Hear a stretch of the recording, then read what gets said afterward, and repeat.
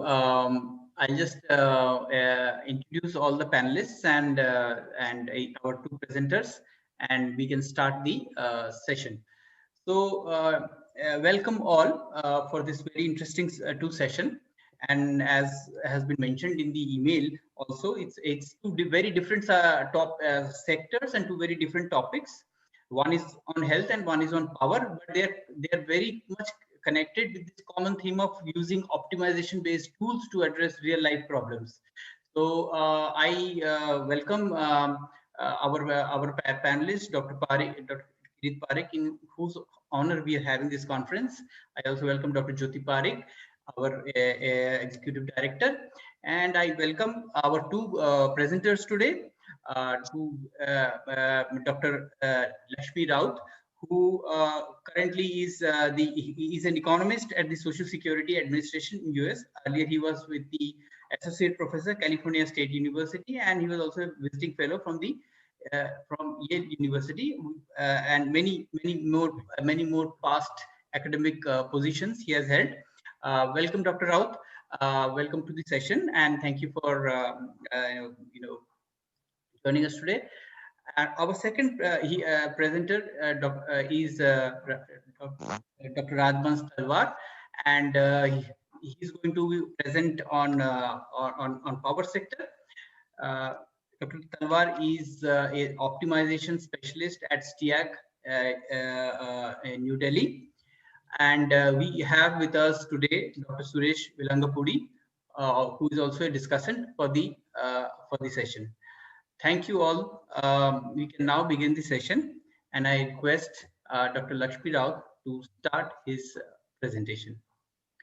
Dr. Raut, you can upload your presentation on the green share screen button.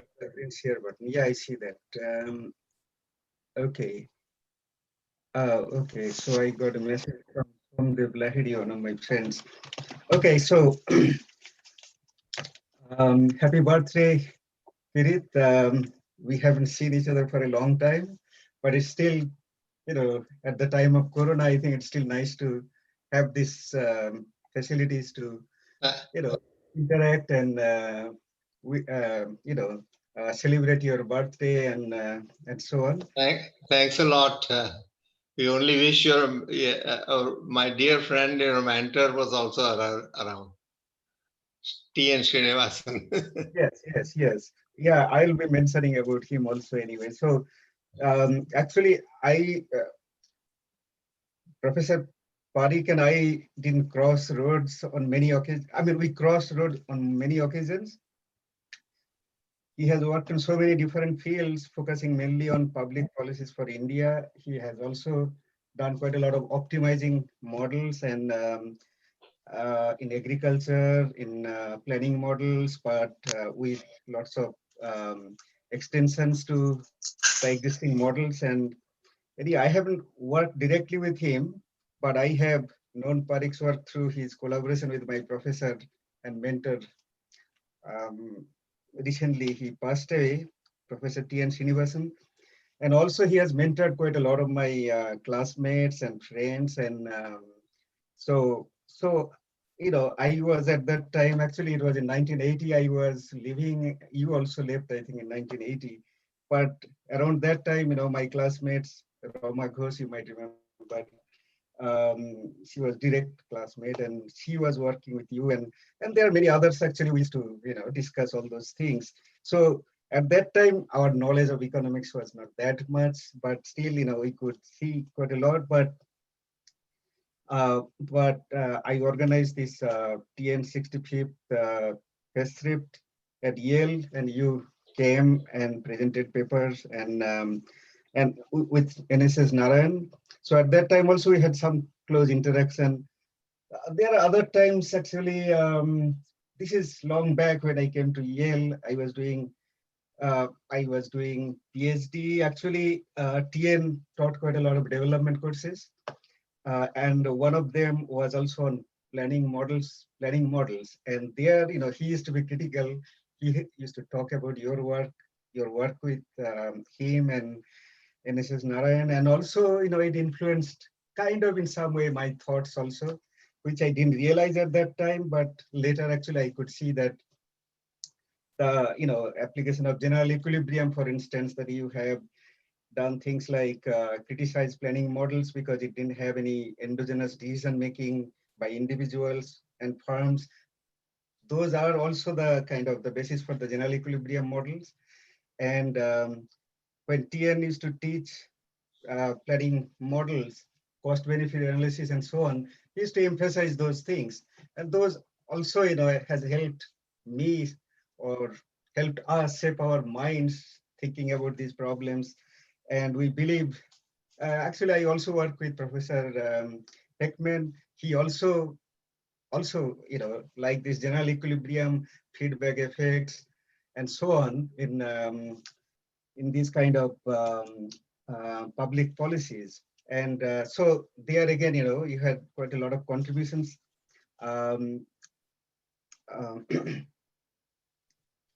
So that's the academic part. Other than this academic contribution, I was told, and I'm pretty sure, and you are a civil engineer and also you have a bachelor degree in economics from BS degree, I guess, from MIT. So that's a rare combination. And I could see the influence of that both in academic field as well as when I mean, maybe you can tell me it is true or not, but you had the all those architecture of ISI Delhi when it first came. Actually, we were amazed that these are so beautiful buildings, and so people said that that those are designed by you.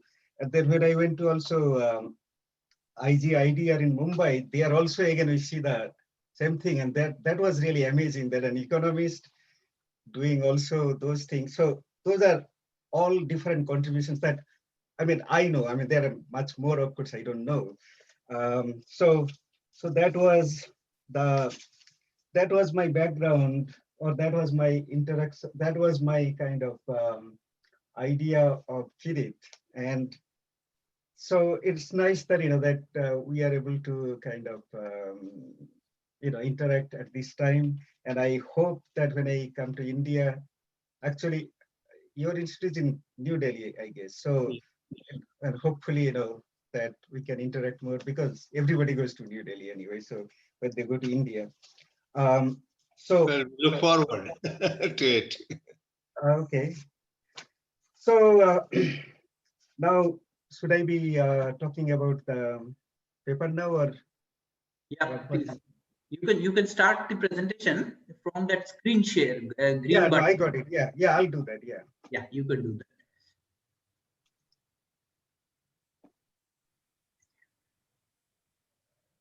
Okay, just 1 second. Let me full screen.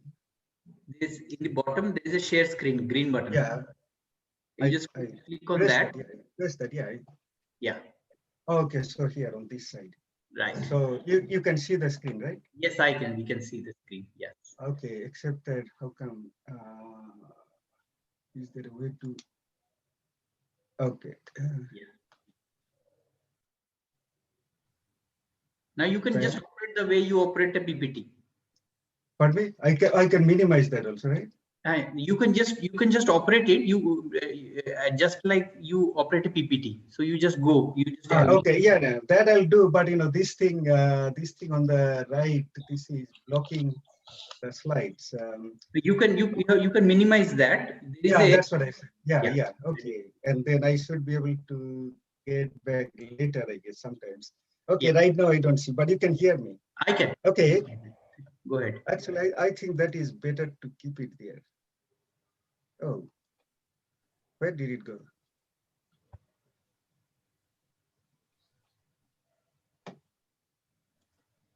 Oh, I don't see that.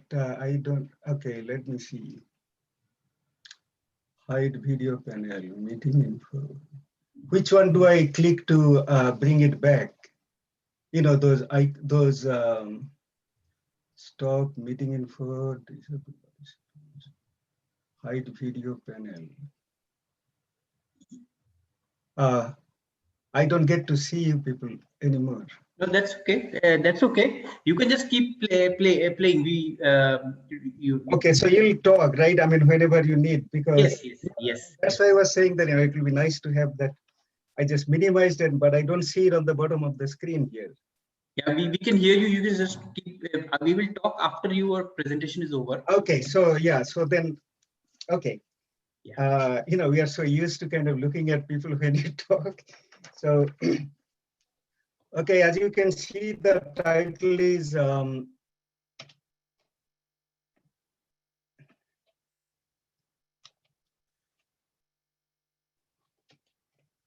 okay, the title is Determinants and Predictions of Risks of Diseases in Middle Ages, Statistical Models versus Neural Network Machine Learning Model. So one reason I chose this topic because Suresh told me that Kirit is very much interested in this kind of neural network models. And also I have been working on this, particularly using it to for modeling, for doing the health economics kind of issues. At my work also, I use this to use this to do some work anyway. So I wrote a paper. Actually, if you don't mind, let me just, you know, it seems like I'm just talking to myself. So can I just get that thing back? Oh, participants, yeah, okay. Now participants. Oh, no, wait, participants. No, where did that go? Just 1 minute. Let me get that back. Stop. So hide video. Hide. Okay.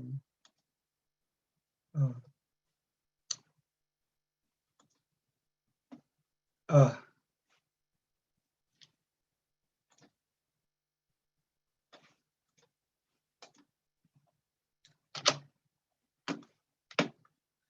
You just could not direct me which one has.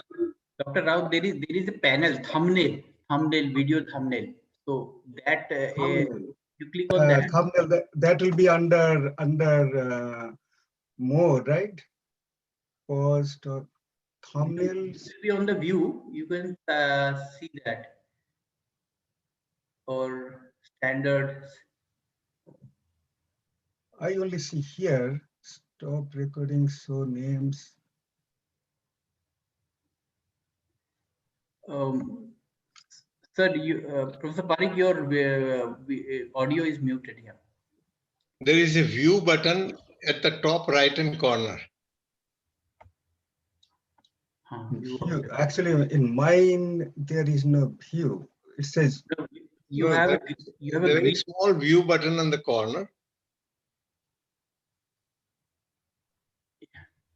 Or there is a green color icon at the top of the screen, and there you have view options.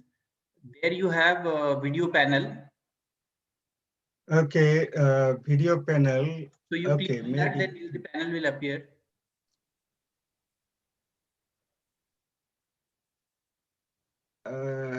Not really. If you click on view options, there is no. That's what I'm saying. There is no view options. There are. Which one will have view options? See here, it says mute the audio, then video. No, not that. At the top of the screen, there is a green color button. You are viewing, you know, where it says that you are viewing Lakshmi Raut's screen, and then besides that there is a view options.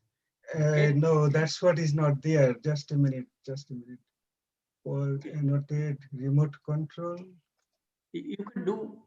Or you could do one thing. You can exit the screen and then come back again. Come back again, right? Right. Yeah, let me do that, because without that I'm not able to talk even. I mean, kind of not. You unshare your screen. You unshare your screen, and then you'll find. Oh, I see. Unshare. Why none of those are coming? New share.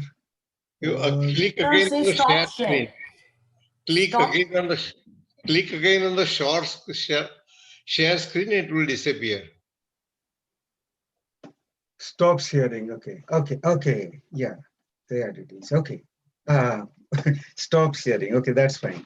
Now I share screen again, and that should come back. Like all these things should be there then. Correct.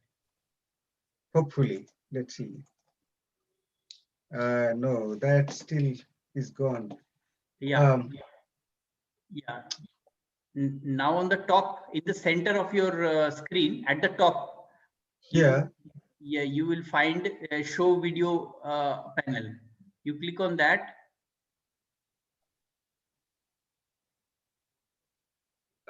No, there is no show video here. I think maybe mine is different from yours. Okay. Can I just leave and come back? Yeah, no, I can do one thing, Dr. Rao. I can Yeah. play your PPT. You can talk while I, did that, and then you will be able to see others also. I see. Maybe no, that will be even harder. Okay. No, that will be harder. Just a minute. Just a minute. Okay. Okay. Just let me just do the way. Is it because of the full screen? Yeah. Make it half screen. Yeah, you can make it half screen. Yeah. Where is the half screen? You just say escape. Yeah, I'm doing all that. And it's not doing any of those. Okay, maybe let me just stop sharing and then let me see. Let me see here. Just a minute. Participants, screen share, exit full screen. Okay. Another option Yeah. is that you email it to Prabal. Yeah, I have it. Which I have done that, but I Prabal, was trying to. I was trying to operate it. Trouble you operate it. Yeah, yeah, Dr. Rao, I can operate it if you want. He can close the screen and you can talk. Yeah. So unshare your screen. You have maybe okay. Maybe just let me just do the way I'm doing it here. Then okay, this is fine. Okay. Yeah. Okay. So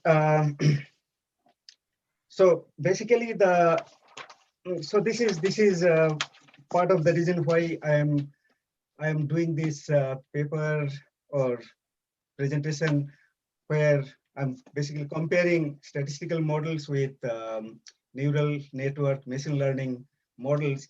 What I'm planning to do also that I will not get too much into that, but I'll give some basic structure of the statistical models in this particular case, because I'll be doing like the prediction of health status, let's say, which will be like the discrete outcomes.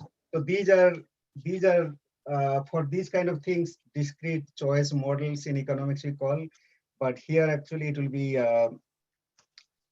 like finite number of outcomes. So it will be the most popular model is the multinomial Logit model, which is the extension of the binomial Logit model.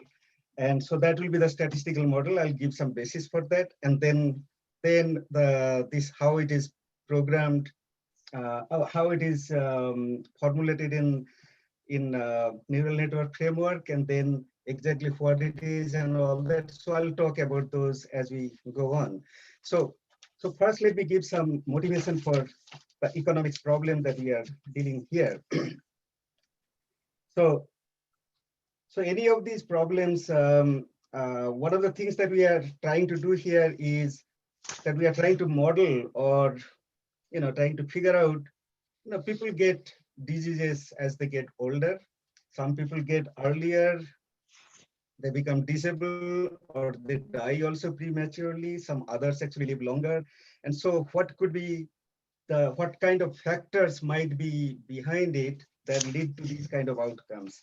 So that's, so we like to know, there will be lots of factors that affect these kind of the probability of somebody's getting diseases, and then the disability is what I am interested also at my work.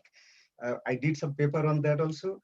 And also, so, and then we also like to predict, let's say, I mean, this is something that what we'll do is in a data set, we know people, their characteristics, and then we also know their outcomes. So you can fit a multinomial Logit model, or you can fit a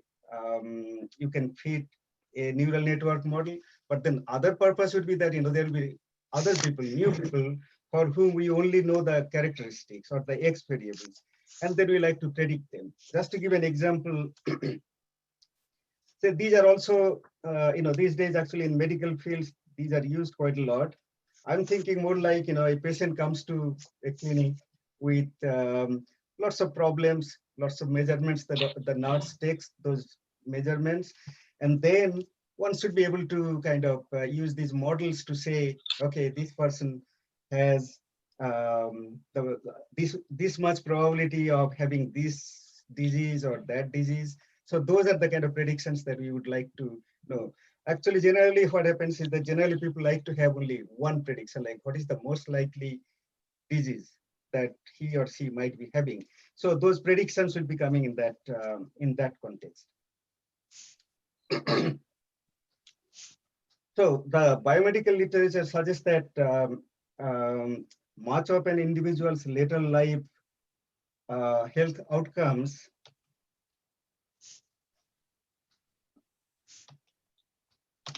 So the biomedical literature suggests that much of individuals' later life health outcomes is programmed at a very early stages of life.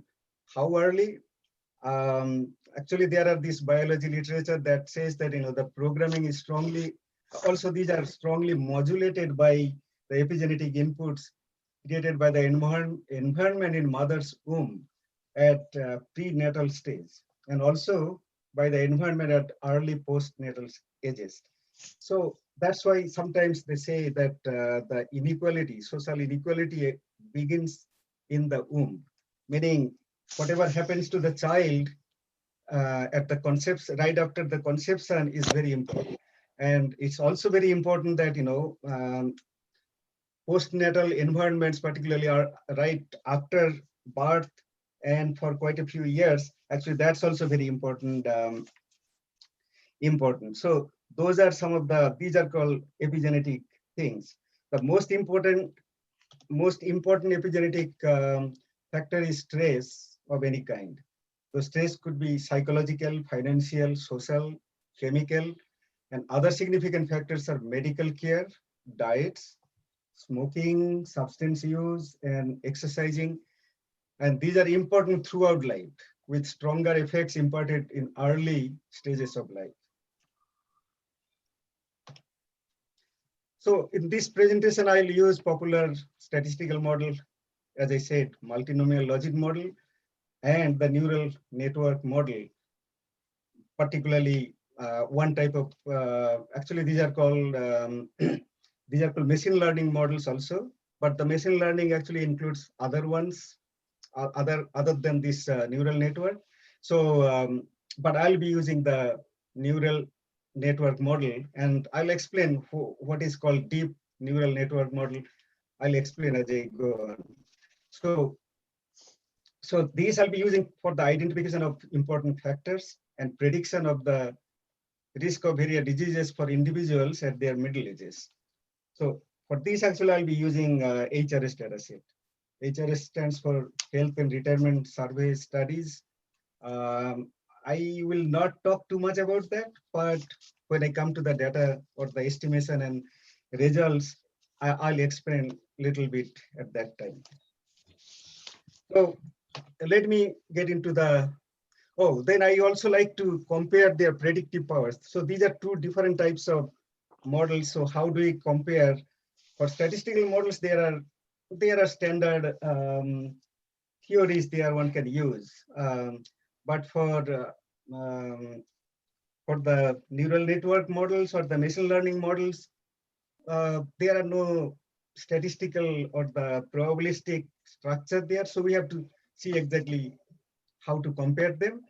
So here the way we'll be doing it, so there will be people, actual observations we know with the outcomes, and then the predicted outcomes from the model.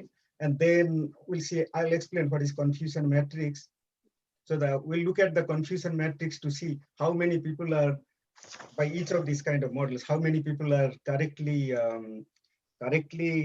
diagnosed and how many are wrongly diagnosed or predicted wrong. So that will kind of give us some ideas about which model is doing what between these two types of models.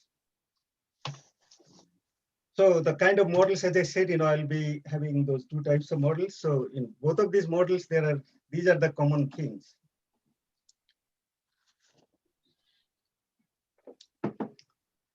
So I generally like putting everything in mathematical terms so that it is precise. And so let us denote by Y a random variable that will indicate the individual's health status in Middle Ages. So because it's Middle Age, because my data set is for Middle Age people only. So and we are looking at exactly what are the factors that throughout life until that Middle Age that can explain this. So anyway, so that's why the Y denotes the health status at the Middle Age. So what is your definition of middle age? Oh, the Middle Age will be like early 50s, like the 51, 53 to 52, 53, 54, around that kind of age. So my definition that middle age begins 5 years after your current age, that doesn't work here. That's true, but this is for the US, that's how the data set is. And yeah, the life expectancy is much higher here. And yeah, so hope that is okay. Okay, so these will take only these 4 health states, denote them by 1, 2, 3, 4, 5. But actually it's better to explain them here because I will not explain later. One will be, these are the aggregate or the kind of aggregate health groups that I'm looking at. One will denote the normal health. Somebody could be normal health. I mean, normal in the middle age, okay? They will not be like, they can run 30 miles or something, but normal is for that age, let's say, and normal health for that age. And then the other one will be cardiovascular diseases. And without distinguishing, the minute differences that there might be, the other will be cancer. These are cancer of all types. Although in our data set, actually, they are not just pure cancer. We don't have many. The cancer might be with other ones. So that will be going to the comorbid. But if there is this other single disease, meaning not any of these, not normal health, not these, not cancer, some other disease like mental disease or lung disease and things like that. And just only one. But then if somebody has more than one, either cardiovascular with cancer, cardiovascular with mental and all those things, so those will be categorized as comorbid diseases. This comorbidity is also important, as you know, that for COVID, actually, we have heard so much that those with the comorbid condition will have much higher probability of death and delays in recovery and so on. And comorbidity is important for many other things also, like who will be going to the disability program, or their life expectancy also might depend on that. Although, the comorbidity, meaning, maybe cancer itself is a very bad disease, cardiovascular disease is also bad, but if it is comorbid, that's much worse, okay? So then this is actually, I'm just giving the basic structure of these models. So basically here it is Y is outcome, and X is a vector of individual characteristics such as demographic information, education, medical measurements, known as medical measurements, particularly if somebody is coming to the doctor and so on, or it could be biomarkers and so on. And also will be, actually I didn't mention here that the childhood factors will be also there. So that I didn't include here. That should be also mentioned here anyway. Now, so basically the way it works is that we have a data. It doesn't matter what is Y and X, but in our case, of course, the Y and X's are like this, but there could be other problems where there will be finite number of outcomes and certain set of characteristics. Those are inputs. X will be inputs and Y will be kind of output. But so data will be of this type. By the way, here is a little spelling typos here. It should be I here. So we have like n individuals for whom we observe their y and their x values. So what is the goal? To find a model, and this is called model actually, that y as a function of x. What is this function is the thing that we'll be talking about, how they come up with this, but it's a relationship. Basically, given x, I should be able to tell what will be the y. So our purpose is to get a model that best explains the data in the sample, meaning we'll be observing this. We have the observations like yi, xi. We'll use that to kind of fit a model, and that explains the database. To predict the then the other problem will be, as I mentioned earlier, that health status y of an individual not in the sample, meaning, let's say a new patient comes and the doctor has to diagnose, the nurse has to diagnose, and then maybe the doctor will do. Maybe in some cases actually you can verify that. In some other cases actually you just like to know exactly what is the, let's say what is the what will be. You like to know his y value, his or her y value. So this is, as you know, that it's called out of sample prediction. So we actually there are other things like the validation and all that. I'm not going to get into the details. So there are things, the techniques we'll be talking about a little later anyway. Now,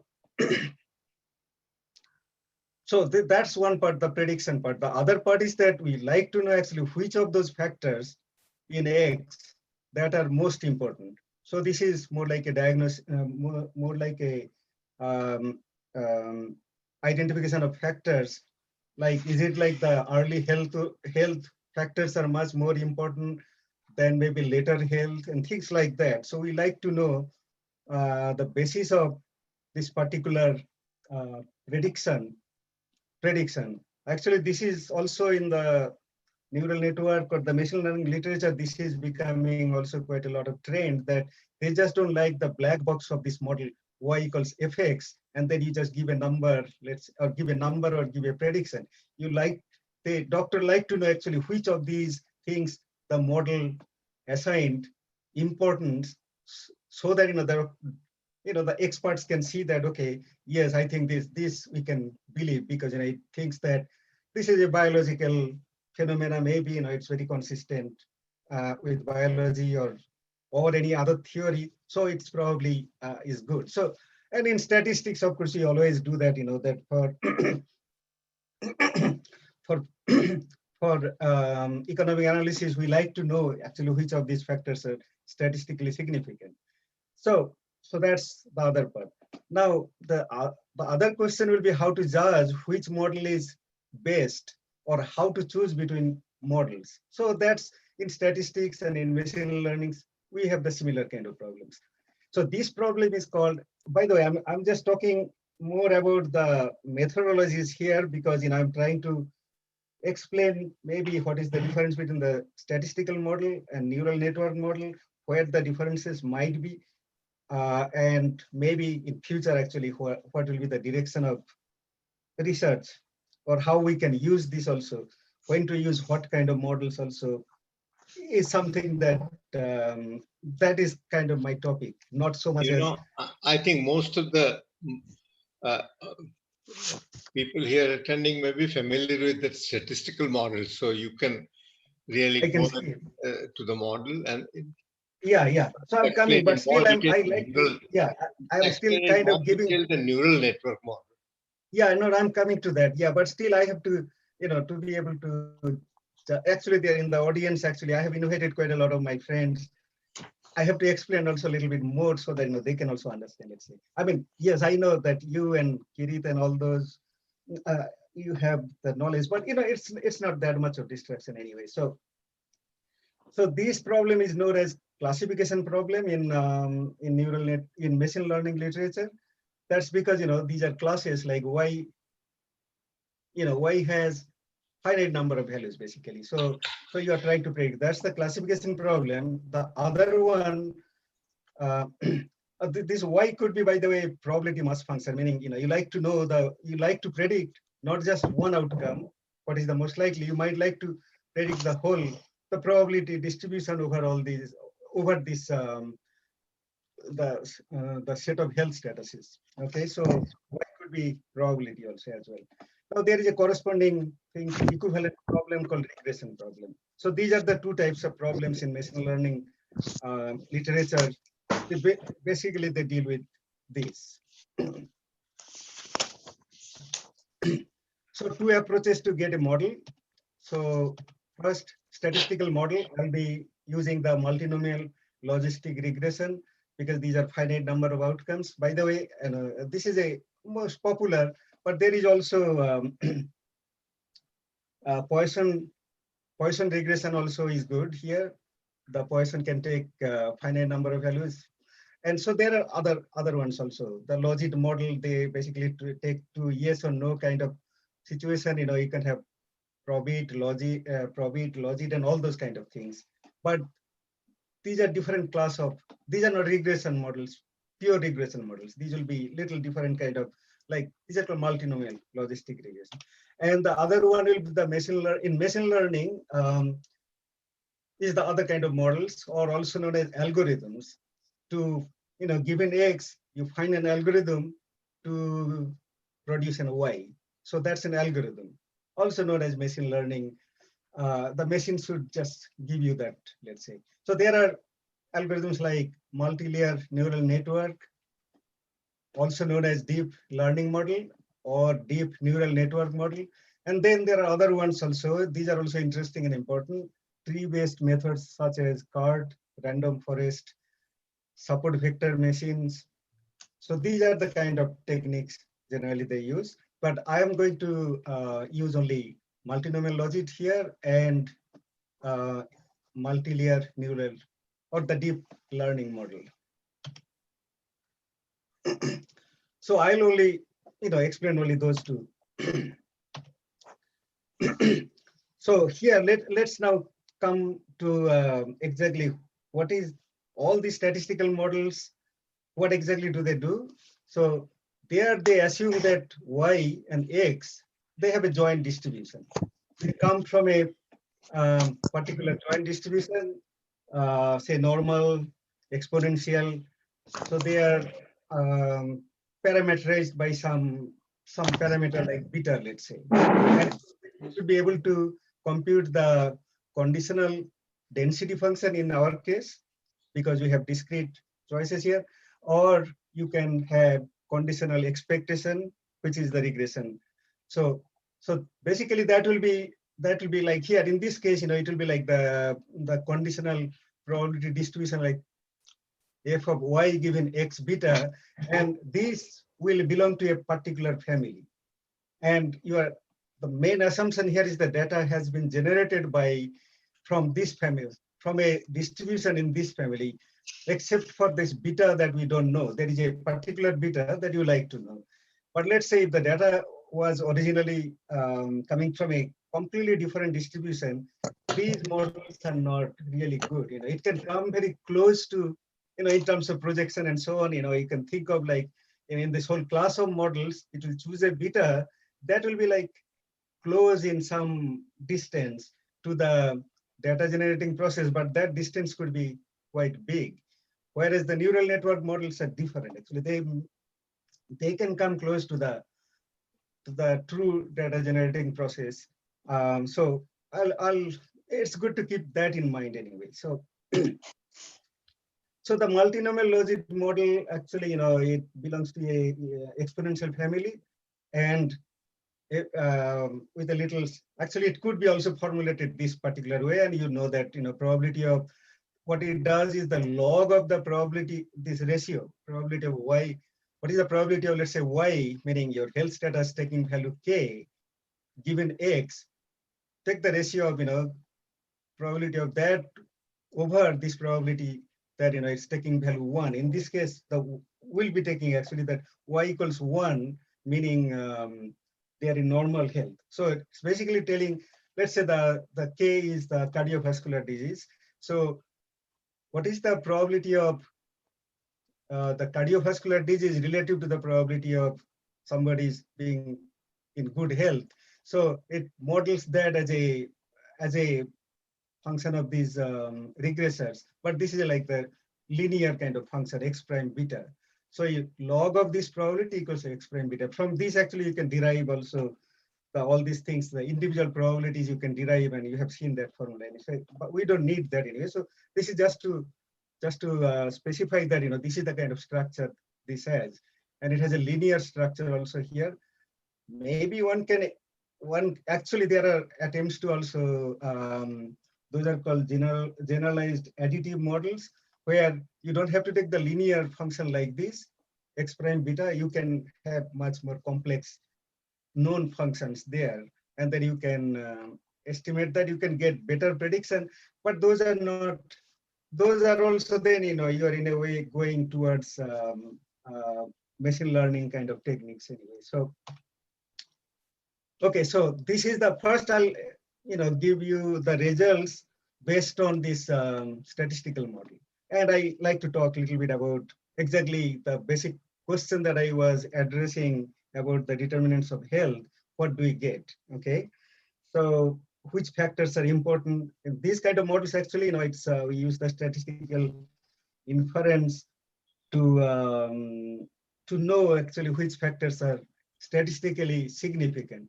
That's the technique that is used here. So here are the results. I guess you can see all that, right? So as I said, sorry. This is still not the model of what is the probability of cardiovascular disease or cancer and so on. This is more like a model of exactly how things are determined, let's say, in the childhood as factors. What are the models of that? So these are, again, these are binomial things. So these are Logit models. So CHLT is the childhood health. So these are people in the data set, they are in their 50s. So they were asked, about their health status, and as a child, their family background, and quite a lot of things there. So based on that, actually, I am kind of their education. So based on that, these variables are constructed accordingly. So like childhood health is whether they have good health or poor health. So, I mean, I aggregated them to become binary like that. There are like 4 answers. So from that, I have constructed that. And these these regressors are quite standard. I don't have to explain them. But I like to talk about the recursive structure, because one of the things that I am focusing here, as I said, the childhood factors are very important, particularly the stress, or particularly the stress. Actually, if somebody had very poor socioeconomic background at his or her childhood, they generally had a lot of stress. Their parents generally had a lot of stress and so on. And they also have gone through quite a lot of stress and so on. That I don't have to explain, but that's a sociology facts. So I'm just taking those as given. So here, childhood SES is something that I have constructed. By the way, I have constructed this childhood SES using some technique called item response theory, which is like a factor analysis kind of things. So based on quite a lot of family background information, like the father's education, mother's education, father's job status, and there are quite a few other ones I haven't mentioned here, but these are some of the standard ones generally people use, so I have included them here. So it basically aggregates them into a measure using the IRT, and you take the best, okay, I have constructed using the IRT theory, this, and the purpose of having 2 models, 2 models for each of these variables here, like the childhood health, college, and I'll talk about this one, is because I like to see if I use that variable childhood SES variable that I constructed and compare the results, compare the effects of all these regressors with that variable only, and then these component variables that generally people use to see whether these coefficient of these regressors, they change quite a lot. If it is, then it's not a good measure. But if it is very similar, then you can take that as a good measure of socioeconomic status.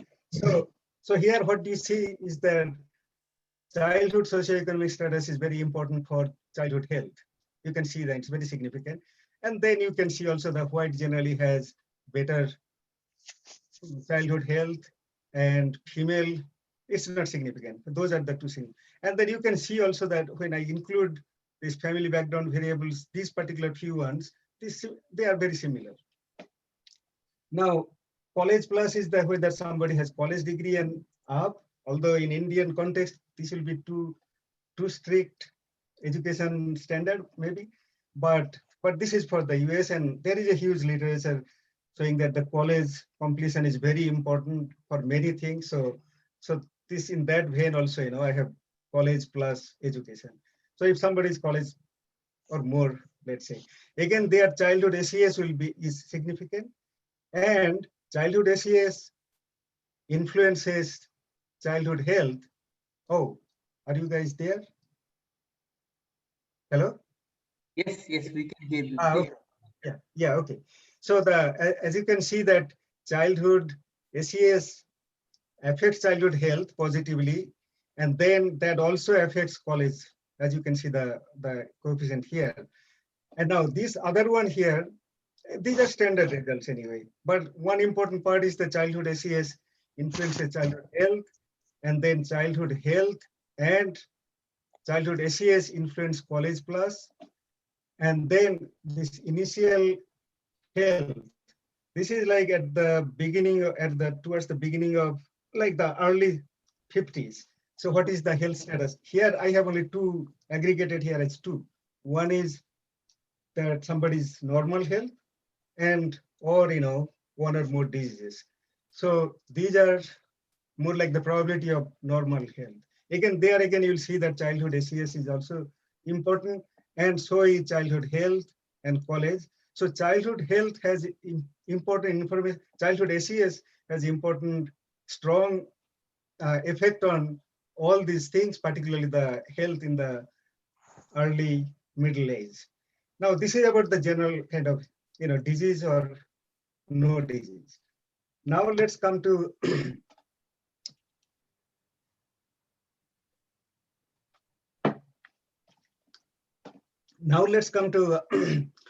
okay, remember that I said, these are those probability ratios, okay? So here, this is the probability of cardiovascular disease. Now, what is important here?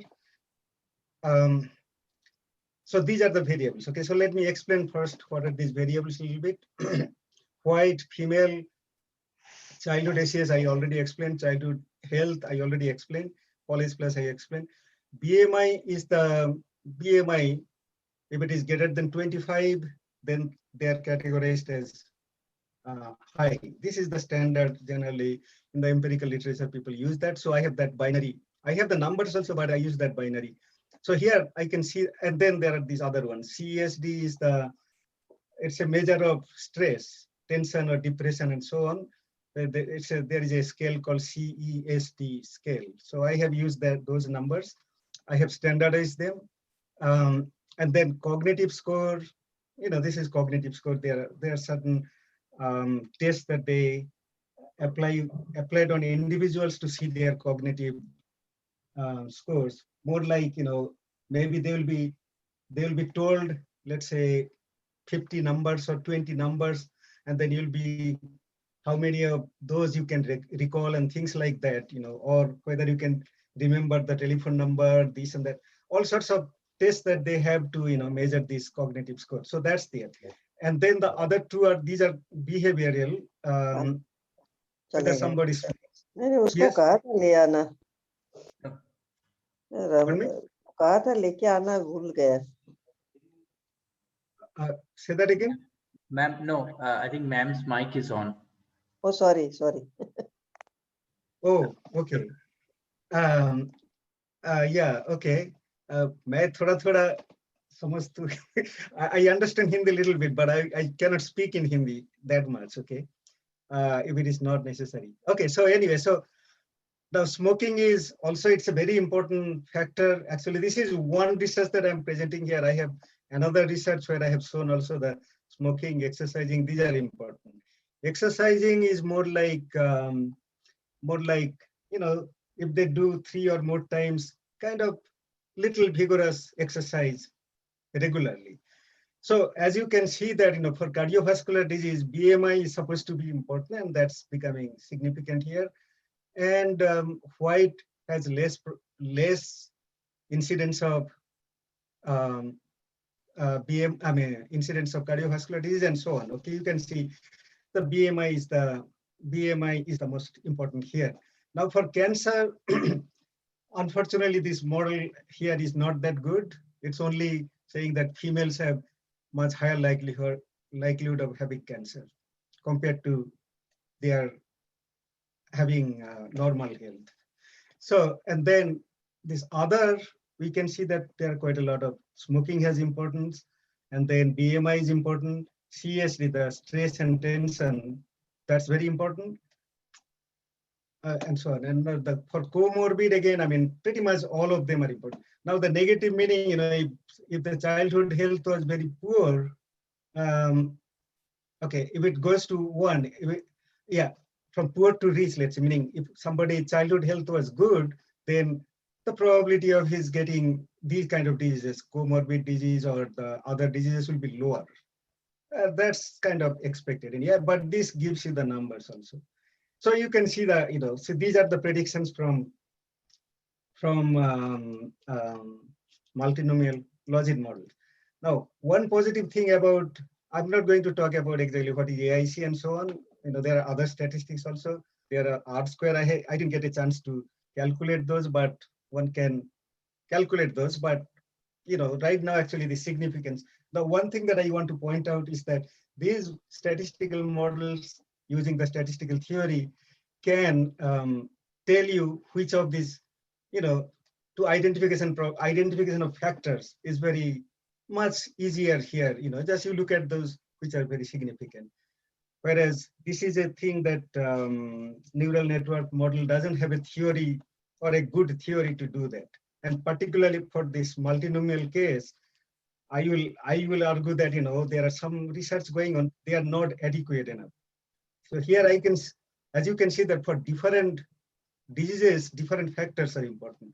The neural network model, you'll see that, you know, they can say, you know, maybe which factors might be more significant in terms of predicting overall performance, but it cannot say, you know, for which disease, let's say, which factors are important. So far, actually, there are no theories yet. So that's a line of research one can pursue maybe. Now let me come to the deep neural network, also known as multi-layer perceptron, okay, what it is and so on.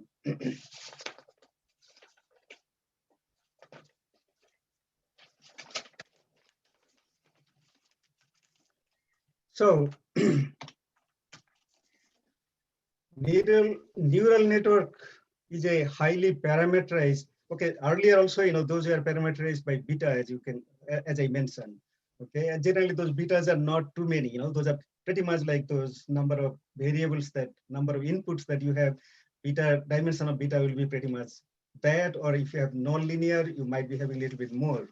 But here not the good or bad, but neural network, the main feature of these neural network models are that, you know, these are parameterized with a huge number of parameters that you like to estimate also.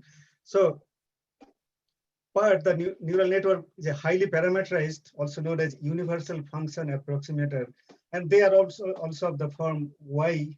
Actually, the head is not necessary.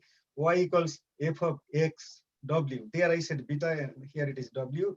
W are the weights, or they call weights in that literature, but you can think of them as parameters also. Now, as before, x is a set of inputs and w is a vector of parameters, same as statistical model. So their problem is to basically to design a neural network architecture of the approximating function. like you like to have this approximating function f of xw. So you like to design the thing, and that's why it is called algorithm. Like, given x, you maybe, you parameterize in certain way, which will have certain parameters called w, meaning you specify the function, and it will have w, and you estimate the w, and then you'll be getting this. And here, it's not assuming any particular distribution for the data generating process. So, and it is also known, let me just give you the result that is known, that, okay, actually, no, I'll talk about that in a little bit. These are called universal function approximator because given any function, unknown function, y equals fx that people don't know, but you have measurements on those, y and x and y and x, and then you can design a neural network that will be as close as to the original function. This you cannot do in the statistical model. As I said, there is you can come very close to the true data generating process, but never unless your data generating process is in that particular statistical model that you have assumed, you can never come close to that. Whereas these models will be able to do that.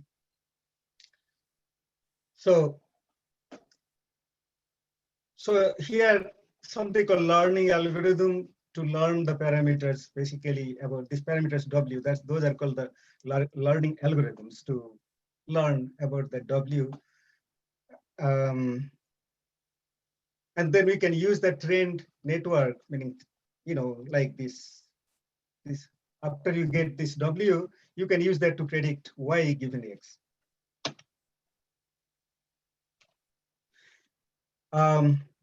Well, so the neural network is highly parameterized, and so it will come down to something like this. This function that you specify is a composition of many of these simpler functions, and I'll explain that what it is for the neural network. And so here it's called deep neural network. If it is like those functions, here I have said capital L. L could be like 1. L could be 2, 3, 4, 5. Well, higher numbers we have, deeper the network is. So generally, it used to be like the one hidden layer, meaning input, and then there will be one hidden layer, and then the output. So those are the original neural network. But I think since 2000 or 1999, now this deep neural network with many layers actually have become much more useful, and they give much better results. And actually, in my case also, I have noticed that they give much better results. So that's why these are called multi-layer neural network. Okay, I will come back to this after I. Actually, there are terms and things here. I don't want to get into the details, but let me get to the picture here, which can explain the structure of a neural network. So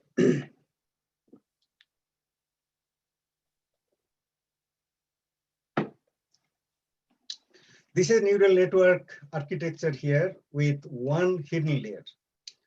And as I said, there could be like, as you can see, this one hidden layer. By the way, can you see also my pointer that I'm showing it here or no? Hello? Yeah. You can see Dr. Okay. Okay, so because I'll be using that to point at things anyway. So, so as I said, like here in this particular case, let's say there are x1, x2, x2, x3, 3 inputs, and there are like 2 outputs. You can think of like whether somebody is diseased or in normal health. And here, these could be those measurements that we talked about. So again, as I said, the purpose here is to, given X, you want to predict this Y, and then you compare with the actual Y. And then, you can see, how good is the prediction, or, you keep on, and there will be some parameters here or the weights here that you like to, learn by doing some algorithm so that,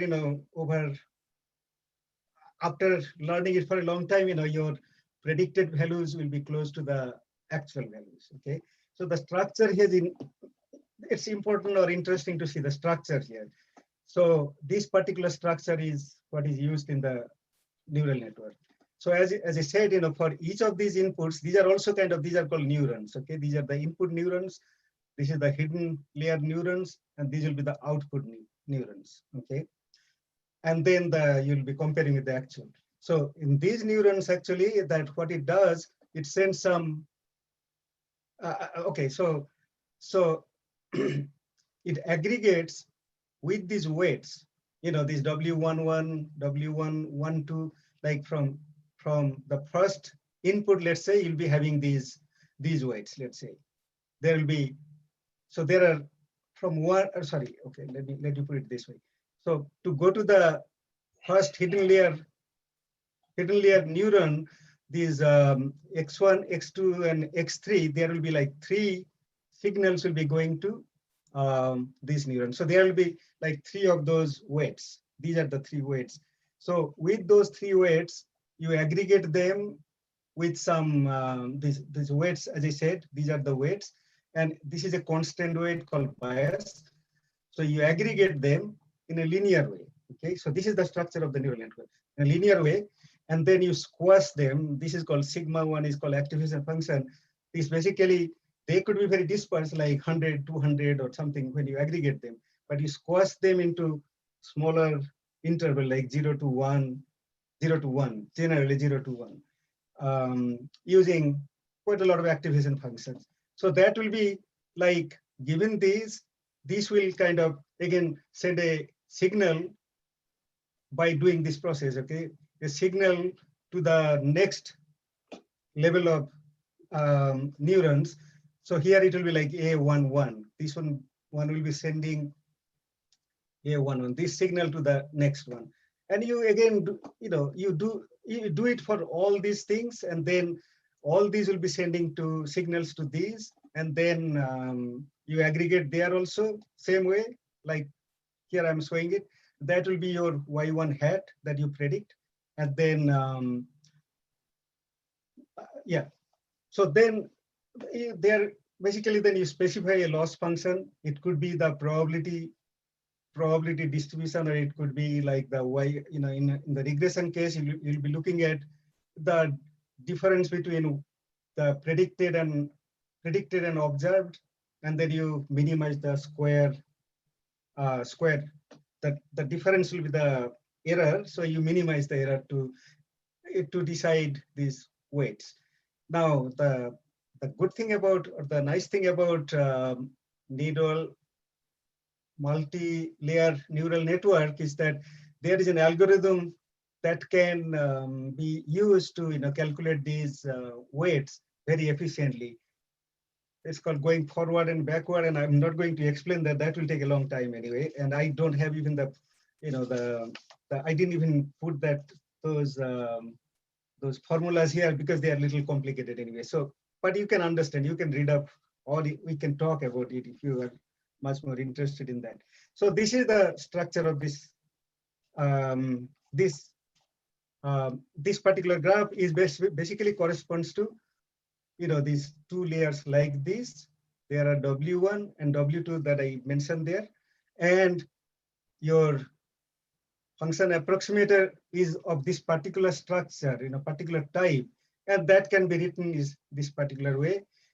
There also I had this aggregator function, and then these are the squashing function, called activation function, and so on. So from this, if you like, you can figure out, or you can work on the future ones anyway.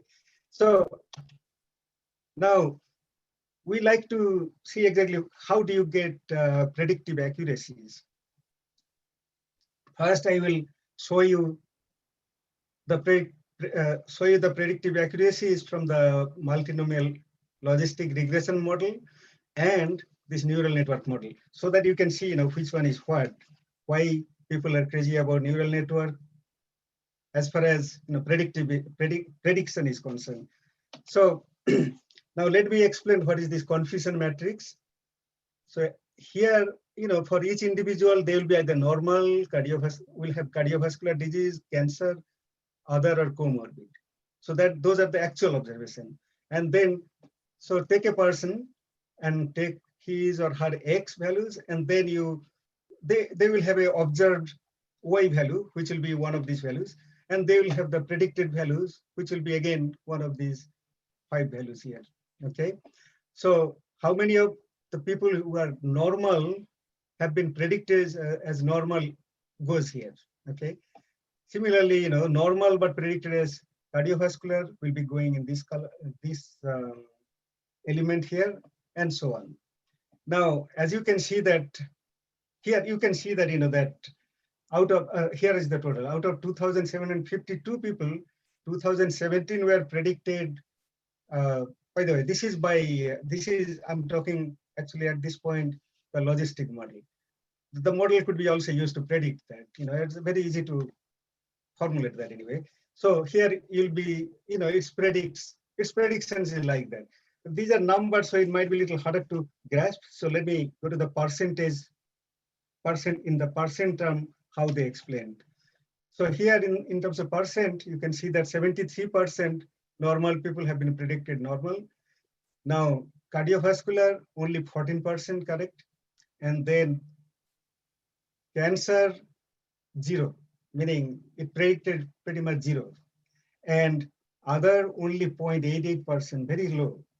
And then comorbid, that also has little good performance. It's only like 50% time it will be saying correctly at 50% time. And then, okay, so there is a measure you can, what percentage of total cases has been correctly predicted. Here it is only 38.56%. Any question on this part here? Now let's go to, so let's go to the deep learning part here. Now, here, remember earlier, one thing that I like to point out is that people having cancer were not predicted having cancer.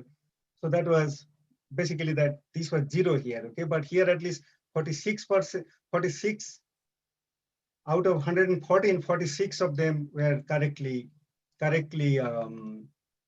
predicted. And so these other numbers are also have similar kind of numbers. So let me give in terms of percentage, 73% normal has been predicted correctly, 54%, which is bigger than earlier the logistic model, and cancer 40% cases has been predicted correctly, and then other 45, just tiny bit, little bit better than the, oh no, actually no, this is much better than the earlier, it was like 0.88. And here, like 64, it's much better than the logistic model. As you can see, the accuracy, meaning 61% cases has been predicted correctly. By the way, you can keep running this learning model, you can keep running, but you may not be able to improve this. If your data really doesn't have much information, you cannot really go beyond this. By the way, so here, let me talk a little bit about some problems here. You can have many layers. So what it can do is that, and you can have many neurons also in each layer. Then what may happen is that, given your input and output, observed output, this learning can do, like, it's called overfitting, meaning, it will choose all these parameters in such a way that pretty much, you can predict everything almost correctly. Meaning you can summarize the whole data in these, parameters here, which is pretty much like in statistical model also, as you know that, let's say if you have, or like if you have like 3 observations and you have a polynomial of degree 4 or something, or 3 or 4, you'll be perfectly, your fitted model will go perfectly through all those observed, meaning you'll be able to predict them perfectly. But those are overfitting. So what you do is, you generally use the, this is called regularization. So there are different ways to do that. So this loss function that we have here will have those. Let's look at the linear regression. It might be the regression case might be the better example. So there you'll have those y the sum of square error plus you have lambda times square of those weights. So what it does is that when you try to minimize it, that it will try to have those weights. Many of them actually would like to will be chosen to be 0 or close to 0, so that you don't get, like, if they are 0, let's say, if they are 0, then you are not overfitting. So to avoid overfitting, actually generally they use the regularization. So what I have done here is also I have used that regularization here. Now, okay, so far so good. Oh, so I'm probably running. I'll just take only a couple of minutes and I'll be done. Okay, so what is the use of both types of model, particularly these predictive models? Let's say, what is the use for policy analysis? So here, let me give you some. This is something that I constructed here, and so let's say, let's take a group of people who have poor socioeconomic status, poor childhood health, have no college degree, high BMI, they smoke, they don't do any exercise, and they have average biomarkers, these other ones, CST and all those things that I said. So let's say, these are, for them, first let us see, what is their prediction of, what is the prediction, the probability of having normal health is 0.225, cardiovascular 0.192, and so on. Okay, so you can see that.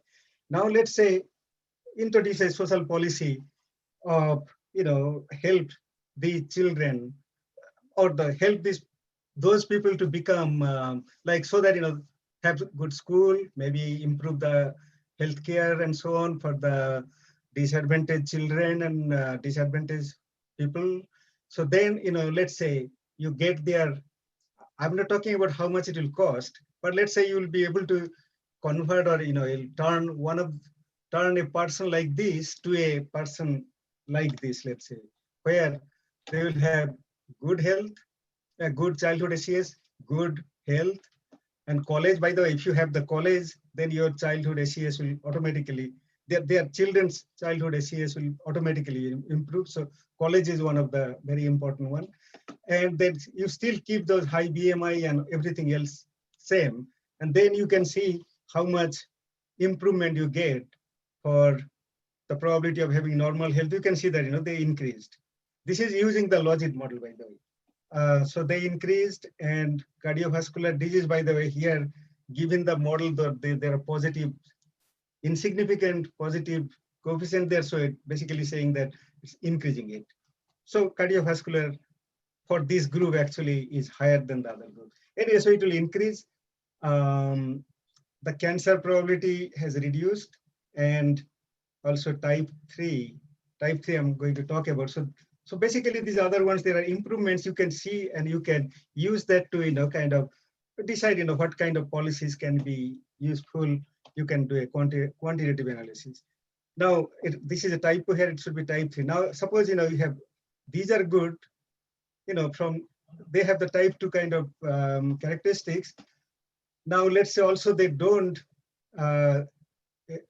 smoke, and they also do, he doesn't smoke and he or she doesn't exercise, does exercise, okay, meaning positive these. Then again, you can check their improvements here, and they are supposed to be improving anyway. So you can have these quantitative measures, and you can see that how much it will cost, we don't know, but you can see the improvements here. So the predictive models are good for these. As I said, the Logit model, you can get which are the variables that are significant, and also in terms of prediction, also you can see, having policies that will improve, let's say, all these characteristics together, you can see exactly how much is what will be the aggregate effect that you can see. By using the neural network model also, I can, I should be able to do it, but I didn't have the time to do that. And so then I will be able to compare those two models. Here again, you cannot use them to say that, okay, which one is doing better. You cannot say that. Only the confusion matrix is the thing that you can use to compare between these two types of models, but you cannot say that, this one is giving better policy than the other one. You can say that, but which one will be actually true, we don't know. So based on these two types of models, you can get these. So basically, these are useful for statistical things. And as I already said, statistical models, you can, identifying the which factors are important. You can identify that using the statistical theory. Statistical significance is the thing. There is a corresponding thing in neural network. Lately, they are developing using Shapley value, which I'm not going to talk about. But again, as I said, it's still not very well developed, and it cannot basically tell you also, for each of those components, like for diseases, which one is important, it cannot say. It can overall say that these are the variables most important for the prediction, but other than that, it cannot say anything. Basically, that's what I said. So happy birthday, Professor Parikh, and thank you for including me in this celebration.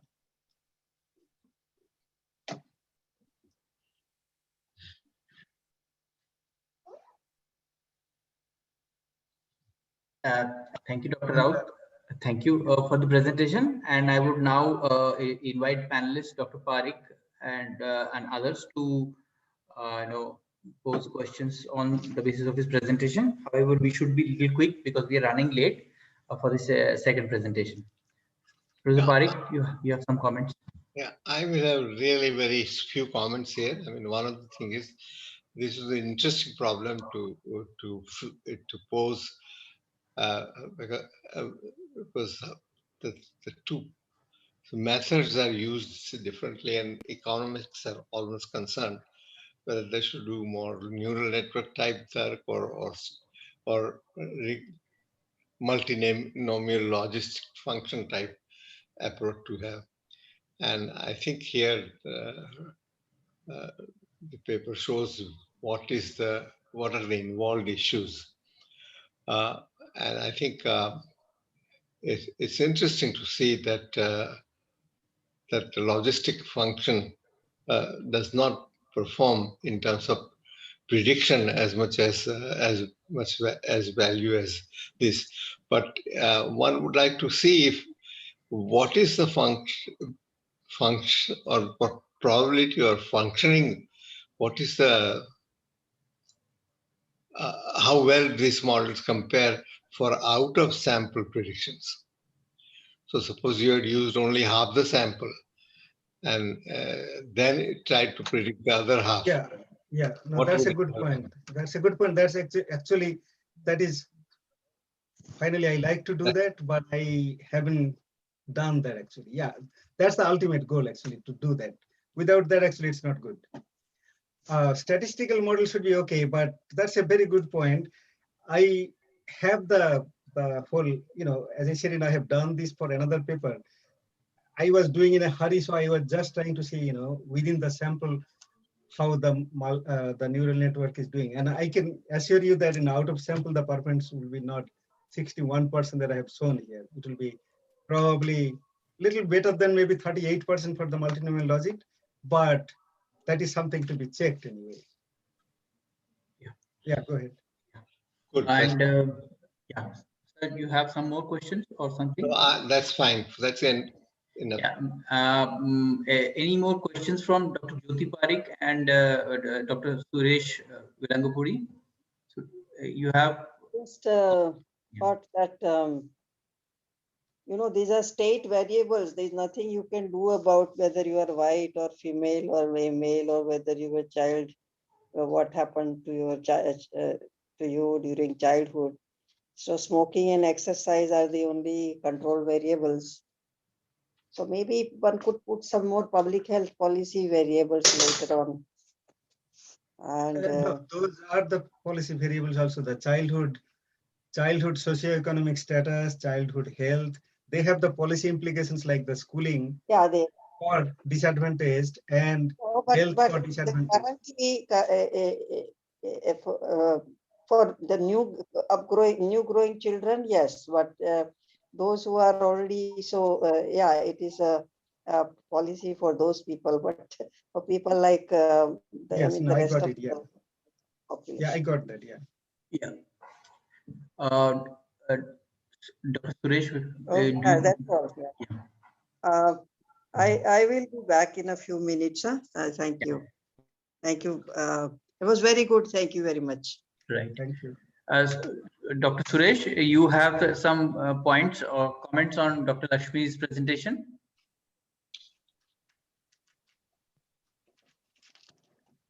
Unmute. No comments. Okay, okay. So there first of all, let Dr. Raut, I'll just be quick. There are comments for you in the Q&A box which you can respond to while Rajbans presents. But there is a question by one of our participants, and I'll just read out that question for you. She asks, Shravanti Maiti, she asks that is the categorization of health status based on self-reporting? That's her question. If you can respond to it. Okay. Yeah. I mean, I will respond now or No, you can respond on the live because Q&A. she Actually, wrote it in the okay. chat box. I don't see. Okay, I see only. Okay, so I should be able to see the other ones. Right. Okay. Yeah, and apart from that, I just have one small point is that we do not have other kind of variables like nationality or from or origin from where they are coming. So like in COVID, the experience has been that while Western nations, America has been lot affected and the death rates are high, but it has not been so in India. And within India, the thing is that the poorer slums have not shown so much death incidences. So that kind of thing, I have seen. Probably that can have an impact also on this kind of No, education yeah, no, that's a that can good improve. point actually. So one of the things that I was trying to show here, not in this paper, I have another paper, extensive paper, where once you control for the behavioral variables, like what they do and their socioeconomic status that they come from, their college degree and so on, which basically, and then the behavioral, those are very important also, and those biomarkers. So Right. given those, actually, I have shown that, the race and gender, sex, were important without those, but they became significant. So what you are saying also, maybe the disease really doesn't distinguish between, where somebody came from, as much as, it cares about like how, what was their childhood health background, socioeconomic background. Actually, one of the things that I am much more interested in, I read quite a lot about this in the literature, where it says basically that, what happened to you in your childhood determines your health in future. Right. Okay, yeah. So before just moving to the next presentation, I'll just make 2 points to you. One is that one of the variables that I did not see is the past history, past disease history of the individual. No, that data set doesn't have that actually. Yeah. Yeah. Okay, go ahead. And the other one that I was thinking is, I think I'm not able to recollect now. I think yes, the past disease history or the genetic something, that kind of a variable is not part of it. So that could also be affecting the predictive ability of the models, both models possibly. So that was my simple point. But anyway, I'll if I have Just remember some other point. one point here is that starting from the age 51 or so, let's say in the middle age, I do have this to talk about your first question, that the history of their health status, let's say. I have that starting from, let's say, during those surveys, like 60, the surveys are still going on every year. So I have data on that. So starting from 51, let's say, or 55 or whatever is their initial age. So there I have shown actually that, they transit from one health state to another, and how exactly that affect their probability of getting into the disability program or dying before disability. So there is another very long paper that I have, Right. which And is part of my work at SSA, which I cannot present without any permission or anything. True. So the point that I remembered now is that I was suggesting that one variable that could be missing is the current life expectancy. When you're running the regression, the current life expectancy, could be also, having an impact. But how do you measure the current life expectancy? Of course, I am not an expert on that, but I was just wondering that it's a measure of the current health standards. So that can have an effect on how many people can develop diseases at the middle ages. Oh, I have another question. You'll be able to predict life expectancy actually, and that could be a good thing to do. And I haven't done that. Okay. Actually, there are other things actually that, let's say, how many of these people will be dying, let's say, soon, how many will live longer. So those are the things actually I have done in the other paper anyway, which that's why I have one more question. Yeah. In your regression model did not have the same variables, explanatory variables, as the neural network. Wouldn't this make a difference? No. They have the same variables. They're the same variables. So the X variables are same for both of these models. I see. Okay. Yeah, otherwise you cannot compare really. Right. Yeah. So I just wanted to say that the average, whatever is the life expectancy that comes out, the HDI number. So that maybe, I don't know, maybe I might be thinking something wrong. Okay, so what you are saying is okay. I mean that as a outcome variable, right? Right. Yeah. So as I said, I mean, one can look at also even in the sample. Let's say how many of the who, let's say, died in the next 10 years could be one kind of live longer than 10 years, because that is there in the data set. Right. That could be, yeah. That's a good suggestion. Yeah. Right. Okay. So I think before wasting any more time, we should quickly move on to the next presentation. Thank you, Dr. Raut, and please respond to the questions in the Q&A box and the chat box. Therefore, there for you. I think she has put another question also. So I would now request Rajbans to quickly load his presentation and present it in next 20 minutes. Rajbans, can you start sharing your screen? Yeah, first I unmute myself. Now I'm going to share my screen. Yeah, please.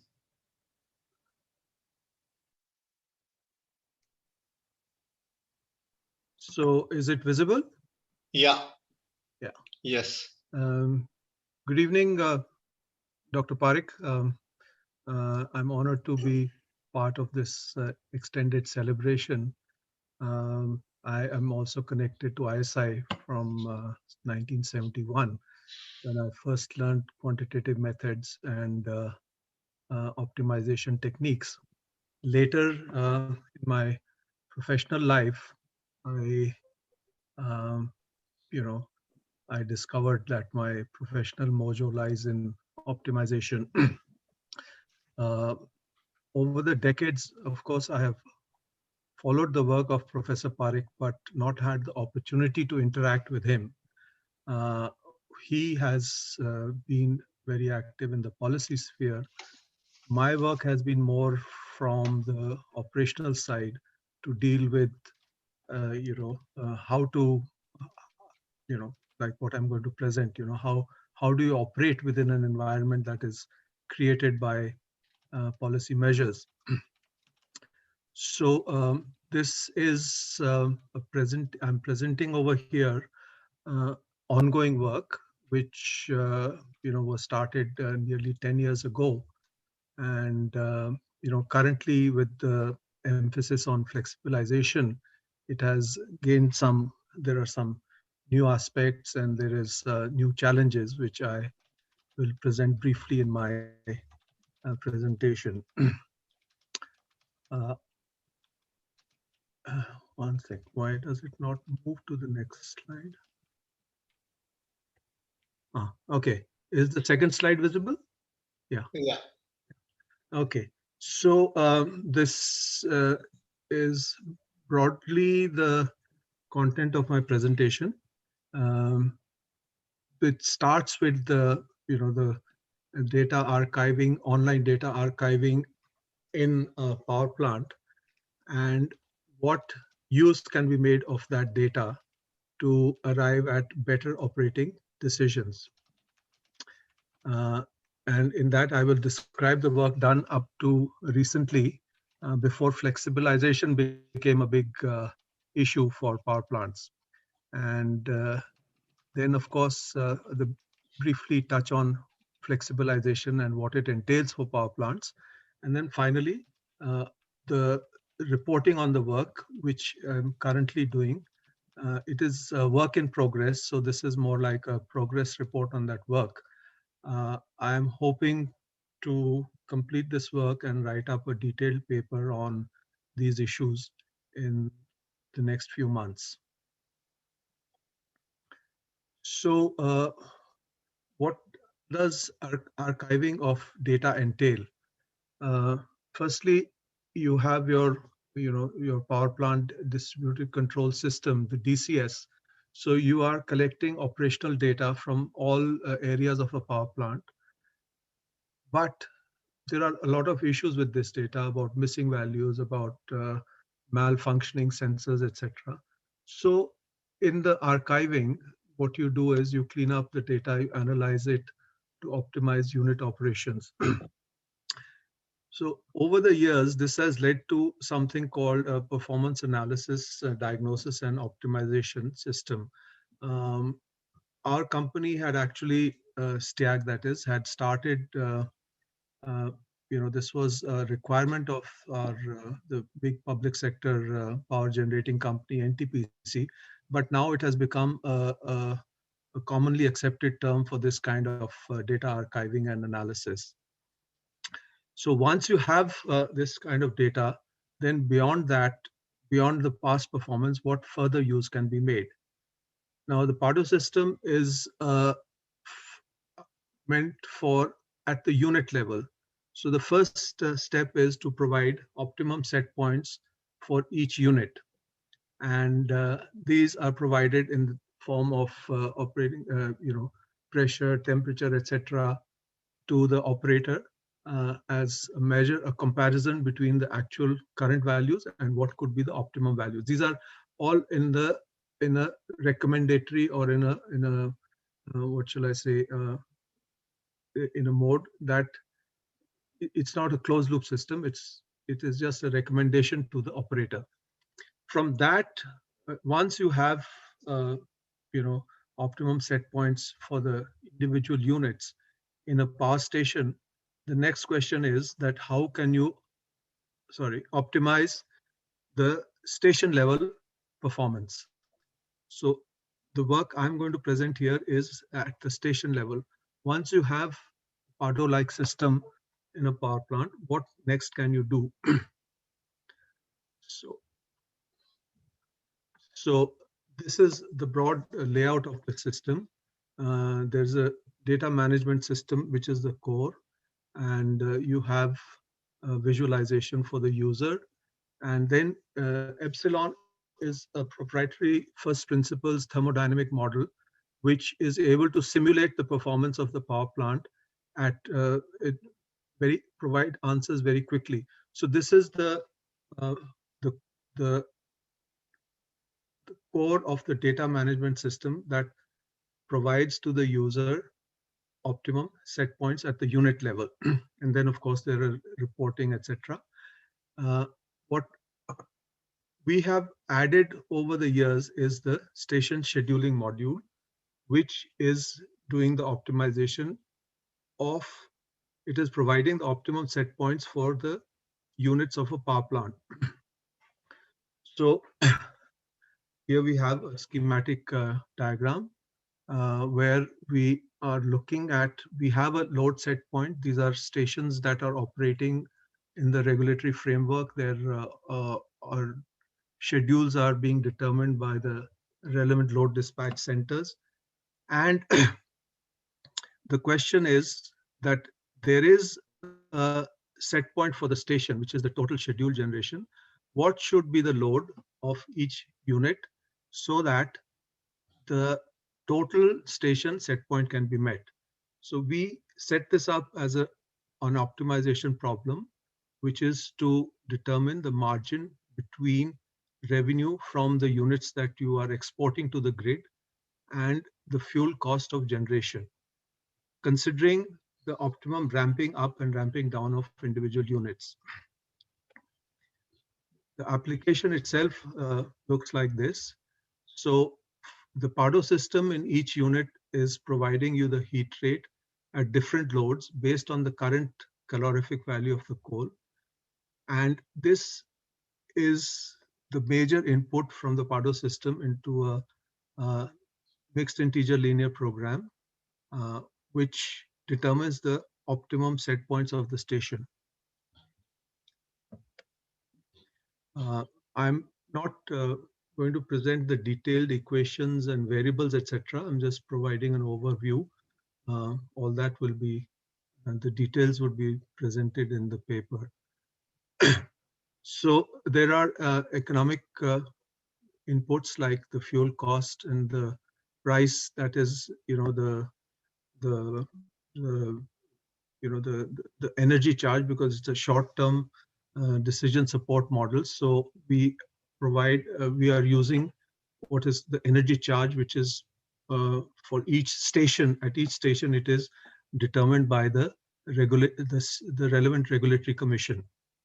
In addition, there is the schedule generation, and now, in addition to just the demand, there are various regulatory ancillary services which are used to improve the quality of supply, and that is the RRAS, Regulation Reserve Ancillary Service. And then there is the, the security constrained economic dispatch, which has been recently introduced by the Central Electricity Regulatory Commission, the CERC, to be able to reallocate loads between different stations to bring down the total system cost. And then there is automatic generation control. So based on all this, there is a schedule which has to be met by the unit. On the other hand, each unit has its own parameters. Major input is the unit heat rate, which keeps on varying throughout the day due to operation. And this is being provided by the Pardo system that I have described before. Then there are the auxiliary power consumption that takes place, which has to be netted out to determine what is the net generation to meet the schedule. And unit availability, it can vary. The unit may be either totally not available, then it's not in this exercise, or it may be available, but it's due to some malfunctioning equipment, its availability may be affected. It may not be 100%. The grid frequency comes into play because there is an incentive to units to vary their generation to increase the stability. So grid frequency is taken into account. Ramp rates, which are major, the decision that the operator can take. So these ramp rates are also available unit-wise. And what it gives us is the recommended load of all the units of the station and the cost of generation. One important aspect in this exercise is to capture the non-linearity in the relationship between the heat rate of the unit and its load. Normally, this data is available in terms of discrete points like these dark dots in this curve, in which are, and the values are tabulated on the left-hand side. So you can, they represent in reality a curve that has been represented by a polynomial over here. However, since we are using the mixed integer linear programming framework, we generally linearize this by treating the line segments as straight lines. This is, to take advantage of the the power of the mixed integer linear programming algorithms. This is a convenient approximation. In most power plants, the auxiliary consumption is also similarly nonlinear, so that also we capture through piecewise linearization. Then going a step further, at any particular load point, like we have a curve over here, two line segments, midpoint is the current operating level, and our Pardo system is able to give us the instantaneous relationship between the heat rate and the generation. So even though in the previous curve, what I have shown is what is called the design heat rate curve, here what we have is the actual heat rate. Now we cannot compute the entire range of the heat rate from uh, technical minimum to maximum capacity, but within the range of the ramp rate, we are computing this. Now, here the ramp rate is about 5%. That means it is if in in a time block of 15 minutes, if you vary your generation by 5% plus or minus that ramping, then what effect it will have on your heat rate. So in addition, if you look at the upper curve, which is showing that some equipment is not working properly, so the heat rate has deteriorated. So the model will use that actual, the current value based on the current health of the equipment. Now, this first part of the work was actually done for an IPP, which we started about 7-8 years ago. We were tasked with the managing, archiving the data, running the Pardo system. So it provided us with a good opportunity to develop this application. That was a time. How many units were there with this organization? They had 4 units. Right. And one unit was actually not supplying to the grid. This unit, the contract under which, the conditions under which this plant was set up, one unit was dedicated to the state grid, and 3 units were actually supplying to the national grid. Yeah. So the problem that we were working on, we were solving is for 3 units supplying to the national grid. Mm-hmm. Yeah. If if it was just, the larger the number of units, the more complex the problem becomes. Yes. Yeah. So we estimated that was a time when flexibilization wasn't called for. Usually the schedules were very stable. The stations would be operating at fairly high load factors, 80, 85. And there we estimated that about 0.3 to 0.6% improvement in the station heat rate could be achieved by following the optimization solution. After that, the second exercise we did was for a client as a proof of concept. This was around 2016, before flexibilization had become a major event, a major requirement. So we showed to the client the benefits, and they found that it was a solution worth deploying, and we were contracted to install it in their power plants. In the meanwhile, flexibilization has become a major issue. So as we all know, because of the growing role of variable renewable energy sources like wind and solar power, the adjustment to the total generation is expected to be made by thermal power plants. So in January 2019, the Central Electricity Authority released a report which shows a roadmap of flexibilization. They were looking at a target year of 2021-22. That is the year that is going to start, a month from now. And they took the renewable energy generation target set by the government at that time, which was 175 gigawatts. The report is quite definitive because it looks at various aspects, it does simulations, and what it determined was that the major part of the adjustment would fall on the thermal units, and they already, of course, the load factor due to the economic situation had gone down for the thermal power plants because there was a lot of capacity in relation to demand. But this the need for flexibilization has led to a sea change in their role from simple, base load.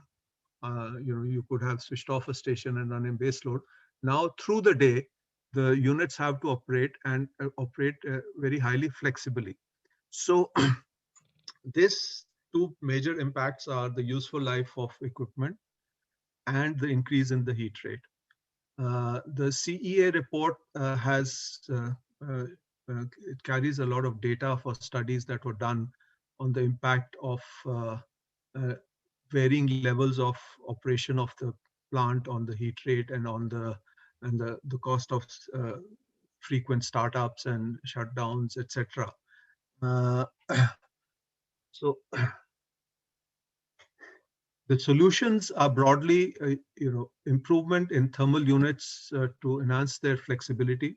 This is by better design, as some of the newer power stations that are now being commissioned, they have, better metallurgy, and therefore they are able to withstand the thermal variation to a greater degree, or to make some design improvements in existing power units to be able to operate more flexibly. There is also, an incentivization due to the estimated variation on account of operating at lower levels of plant load factor. And the third that this work is about is to be able to schedule the units based on the current state, the current health of the unit. The work that I'm reporting now is these are actually two clients whose where we are contracted to deploy this scheduling system.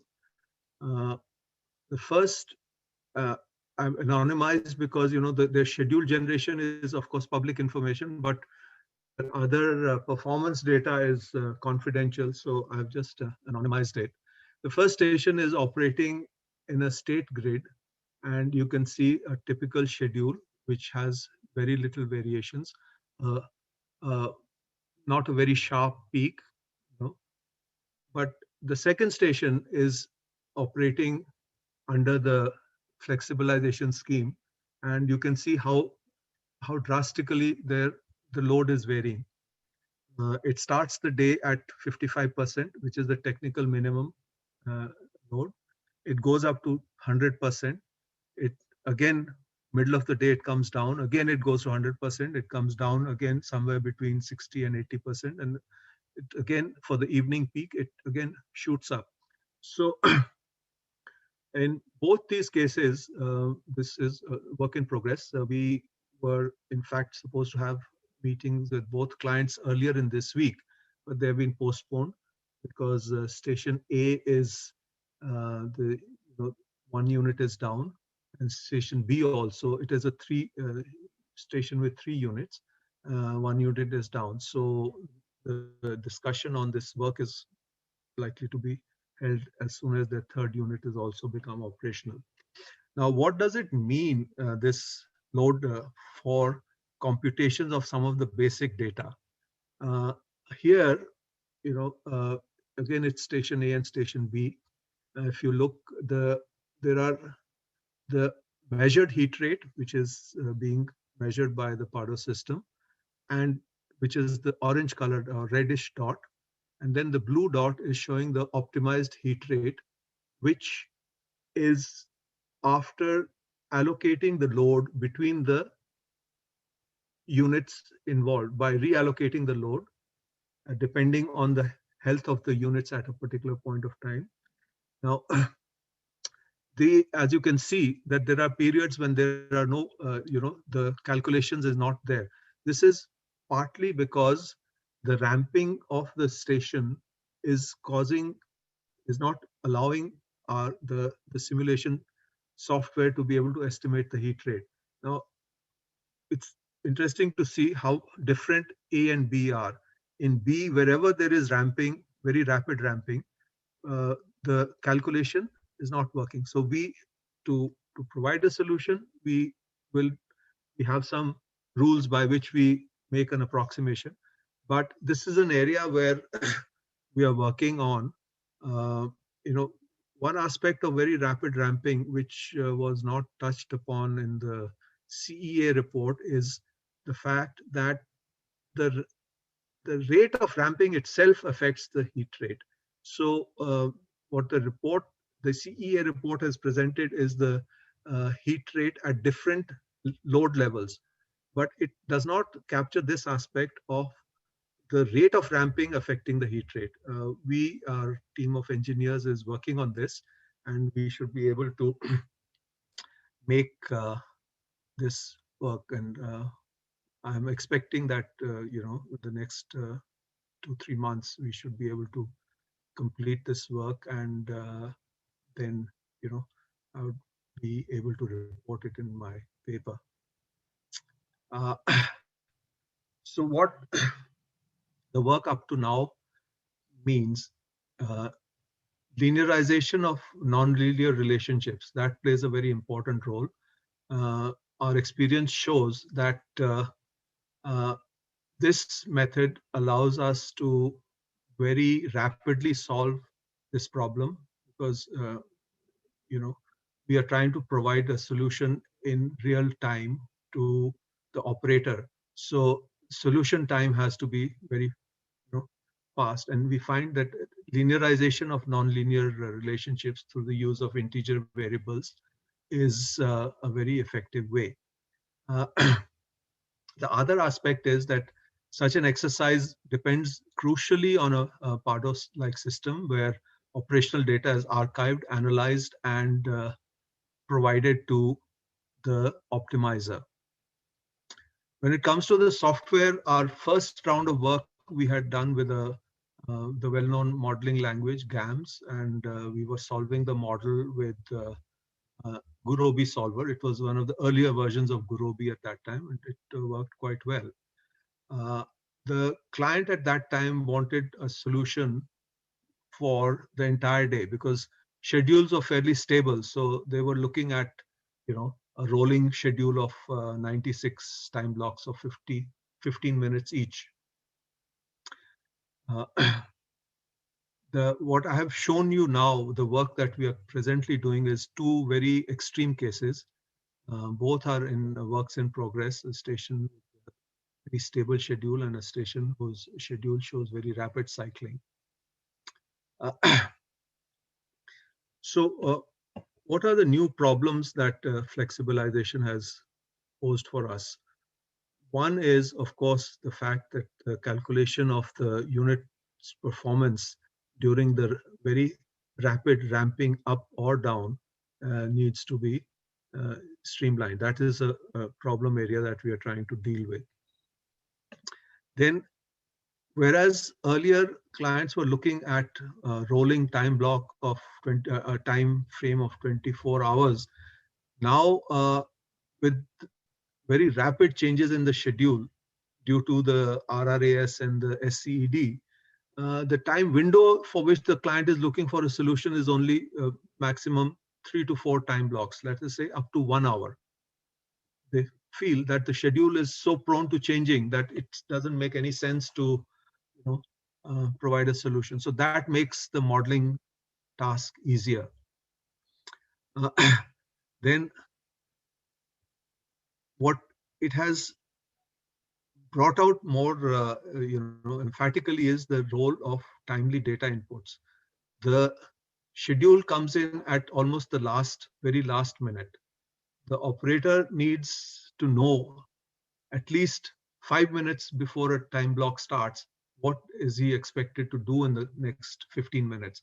So that problem has made the availability of data, timely data, very acute. This is another thing that we are working on. Throughout this, the solution time of the software, we are currently using an open source solver for this. And we find that the solution time is not a problem.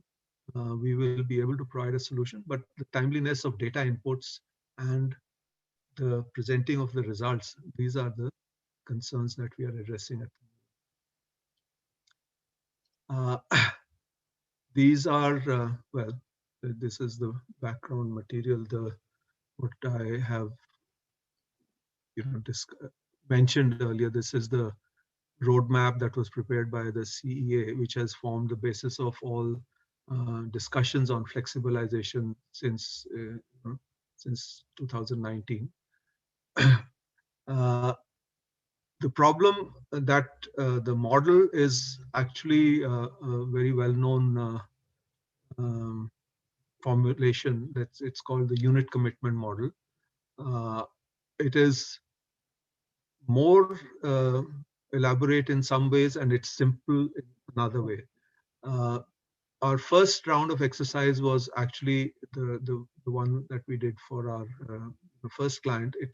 It was more like the unit commitment model. It was looking at unit shutdown, unit startup, etc.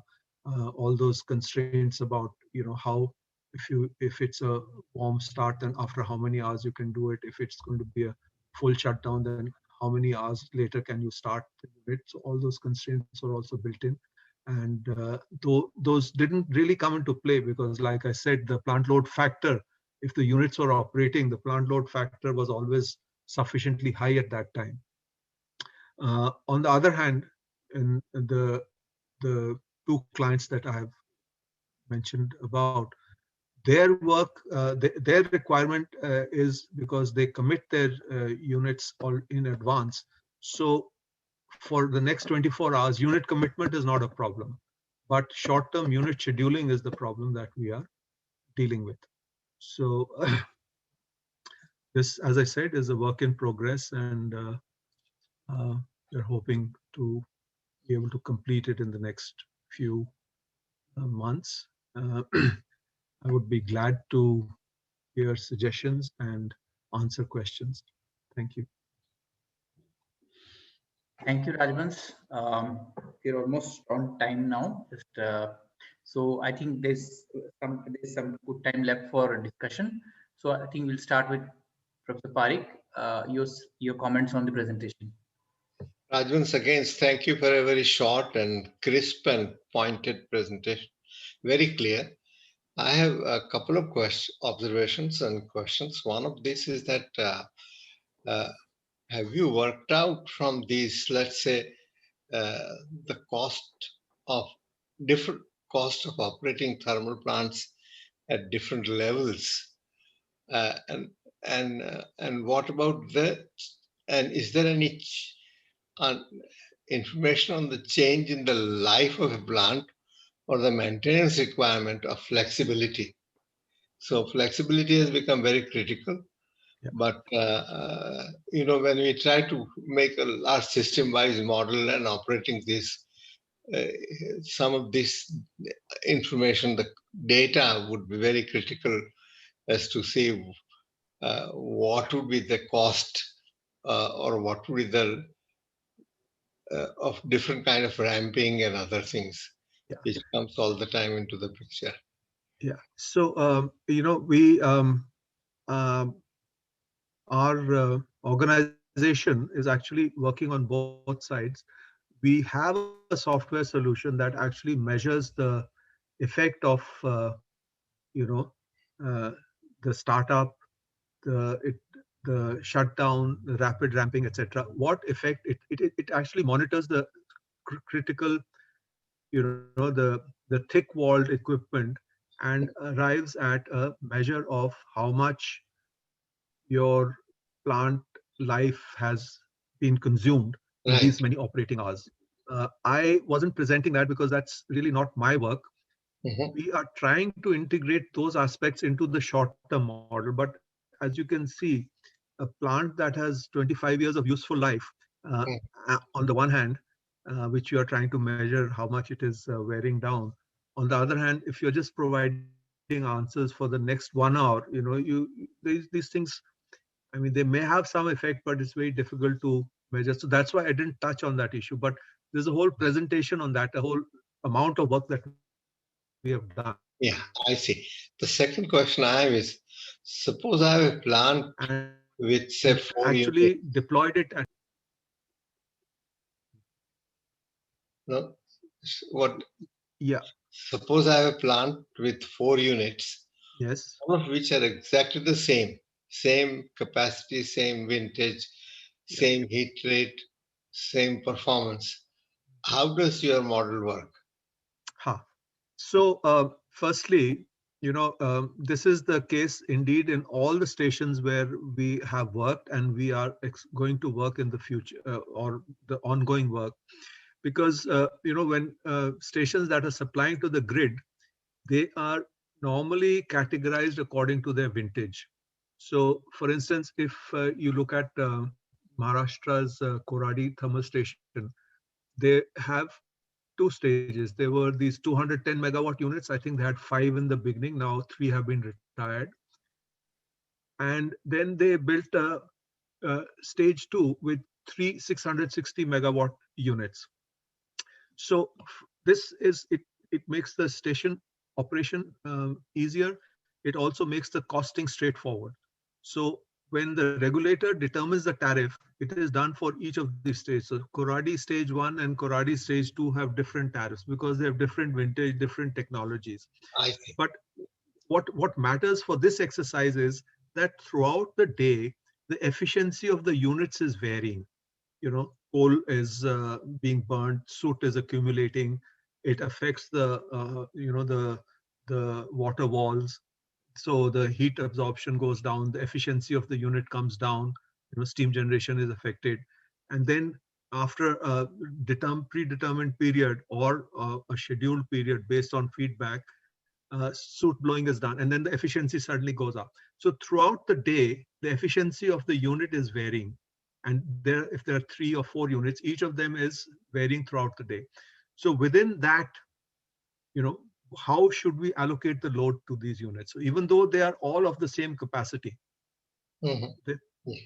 this we feel and our clients feel is a meaningful question. Thanks a lot. Yeah, I don't anymore. Yeah. Okay. Hey, Thank you. Rajbans, that it must be the marginal cost basis, right? Do you use that as a thumb rule in your solution, or what is it like? The system, the relationship between system marginal cost and the plant marginal cost?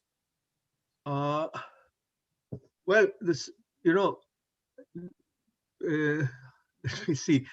The allocation of the load within capacities is done implicitly. It is assessing the marginal cost. But whether the marginal costs are, of the 3 units would get equalized is very unlikely because, uh, you know, uh, subject to limits within the constraints, the unit will go to its limit, a ramp rate limit or something like that is set. It's not unrestricted, variation in the load. So,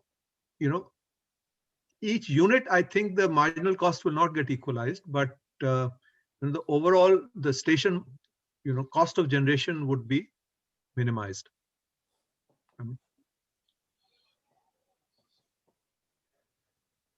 Does it? Yes, Suresh. Oh, any other questions? No, I just asked. Yeah. Yeah. Okay. Okay. Yeah. I'm happy with what he said. Let's Okay. go to other questions. Yeah. Ma'am, Dr. Kirit Parikh, you have some questions for Rajbans' presentation?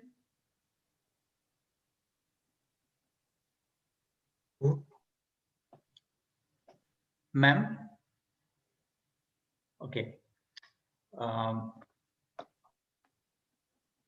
think, yeah, fine. Then I think that's the end then. So we do not have any other more questions left, and I don't see any questions in the Q&A box as well. So we have.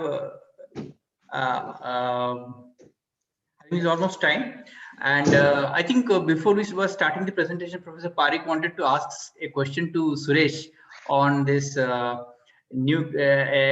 this artificial intelligence and these models that Dr. Lakshmi presented. So you want to have this short discussion now? Neural network and artificial intelligence. No, I mean, let me clarify the question. My question was that is neural network the only tool the artificial intelligence fellows are using? And this is because now they have a huge amount of data available, or do they do more than that? And is there any better theoretical basis that is more credible or credible in some sense than just mere pure heuristic bringing together of variables? I leave it to Dr. Lakshmi Raut to respond first. No, actually, I'm waiting for you. Well, as I mentioned, that there are other types of machine learning, but the neural network is one of the most popular and popular ones. The other ones are like random forest or it's called card algorithm, the decision trees, and the the other one is called what is that called? I said vector support vector machines. So these are the three different approaches. I see. Mainly. Now within neural network, depending on the problem, there are lots of variations also. I talked about one type. There are lots of issues there. There are different types of neural networks as well. And also when there are time series, like in economics, I have done that work in another paper. But there are other kind of techniques also within the neural network. Pardon me? Yeah, Dr. Raut, you can please continue. Yeah, I think. Oh, no, I thought somebody was saying something. Okay, so I mean, I don't know the whole literature. I read whatever I read in the past couple of years. I think this is what I have found. So many people still like the statistical models. Actually, my son goes to MIT and he does also research in these kind of things. But he was telling me that at MIT as well as at Stanford, I think the people are also not so happy about the neural network models because of you cannot basically say which variable is important, which input is important, and things like that. So yeah, actually, but still, I don't know. These are still, there are a lot of scope for the neural network to do things like Stephen Hawkins. Few years back, before he died, he said that the whole world is going to change because of these neural network models. It can predict almost anything. It can do pretty much everything. Actually, you don't need doctors anymore. Everything will be diagnosed by neural network models. There, by the way, the thing that I presented, that's not the kind of model. They are a little bit more sophisticated within that structure. One of the things that I didn't get to say at that point, I'm hoping that someday I'll get the this proper model to, go to my village or somewhere else, have a clinic. Patients will come with their problems, and then we'll be able to guide even without a doctor in the remote areas. So that's one of the important application of neural network. Neural network will be the kind of better model, or any of those machine learning models that can predict much better, let's say. And those are the prospects. And for development, actually, I'm much more interested in using it for the development purpose. And so that's one of the areas that I hope one of the problem that I face often is, there's just some symptoms you get of something. Then you want to ask yourself, you don't know which kind of a doctor to go. Yeah. Actually, that is the thing. Actually, I am exactly, that's the thing that I am also, the model might, by the way, here actually I was wondering also, like when you go to the doctor's office, they look at the computer. Actually, they don't look at you, they are entering all those numbers and then they say something, okay? Now, what exactly, they're not telling you that, maybe some machine is telling them that, okay, this patient doing this. I suppose that's not exactly true, and No, the doctor to some has to extent it is true. feel for you. Your particular primary care physician has a feel for your status. Okay, it's not just reading out numbers or the diagnosis. At least it has not moved to that extent. And no, it hasn't, but it can yeah. guide. Actually, it can guide. Yeah, guide again.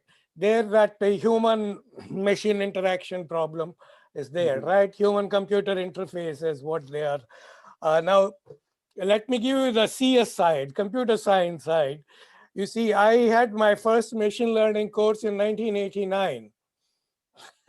Professor Sastry of Indian Institute of Science taught us, and he gave three perspectives: one from starting from electrical engineering, other one from the logic side, logic programming side, and the third one is the neural networks thing. Neural networks, as you notice, is purely numerical, right? Lakshmi mentioned the universal approximator business. My PhD thesis was actually concerned with the logic and logic programming. And in fact, it's called explanation-based learning. If you learn something, you should be able to explain well why you learned. Okay, like the mathematics learning and that type of thing. Okay, these are different strands in the same subject called machine learning. And wait, 1 minute there. 1 minute there about that. There were some controversies, and there are people have moved away from the logic programming to learning.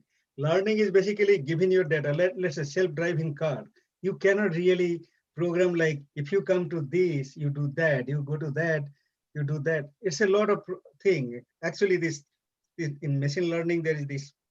I mean, my first introduction to these kind of problems were the Stanford professor. His name is NG or something like the NG last name. Feigenbaum. The thing is, there were those expert systems, and those expert systems based on rule-based expert systems. Yeah, now the rule acquisition itself is a problem, right? So where do you acquire that knowledge for the knowledge-based expert systems? This is what I was working on in BHL, Corporate Research and Development, those days, 90s. Okay. It was not difficult to make expert systems, rule-based expert systems particularly, but then the consistency of the rule base, whether that is correct, and as you acquire more data, how do you update your rule base itself?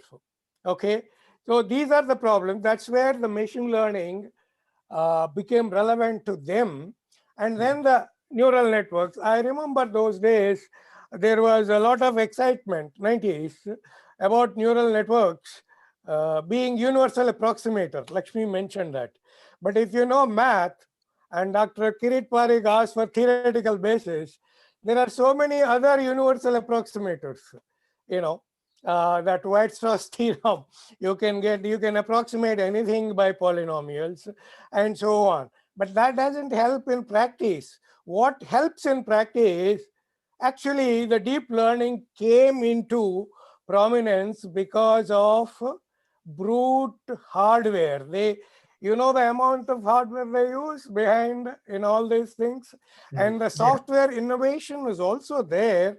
But I attended a seminar here in Stanford. The guys came from Beidou, and all these company fellows came and presented. And when these others wanted to replicate that, they said it's proprietary. We don't reveal the information, right? Rajbans also mentioned something proprietary. Now, if you have something proprietary, then you cannot reproduce the research. If you cannot reproduce the research, science has not progressed. Theoretical Except, theoretical about the basis has, reproducibility. and No, even let if me okay, go ahead. complete, Lakshmi. One Yeah, or okay, two go ahead. things about your thing. The other thing is, Lakshmi mentioned it as statistics versus machine learning. No, the local neighborhood statisticians have a book called Introduction to Statistical Machine Learning. It's freely available. That the Stanford statisticians, you can see that, in which they have a chapter on neural networks. And they will say some statistician sometime in 75 actually had that model, but nobody used it in statistics later. But it came from others. These controversies are, in my opinion, useless. The versus business also. Statistics versus machine learning. No, it's not like that. Machine learning as a broad subject has absorbed a lot of things. Which particular thing works for you, I cannot say unless we go into details. And Lakshmi, to tell you, Dr. Raj Reddy, the Turing Award winner, had exactly the same idea, which you are telling, going to the village and showing them on the whatever little thing 30 years back. I was in India that time. Okay. And yeah, it's worth knowing what all happened there, why it succeeded, to what extent, etc.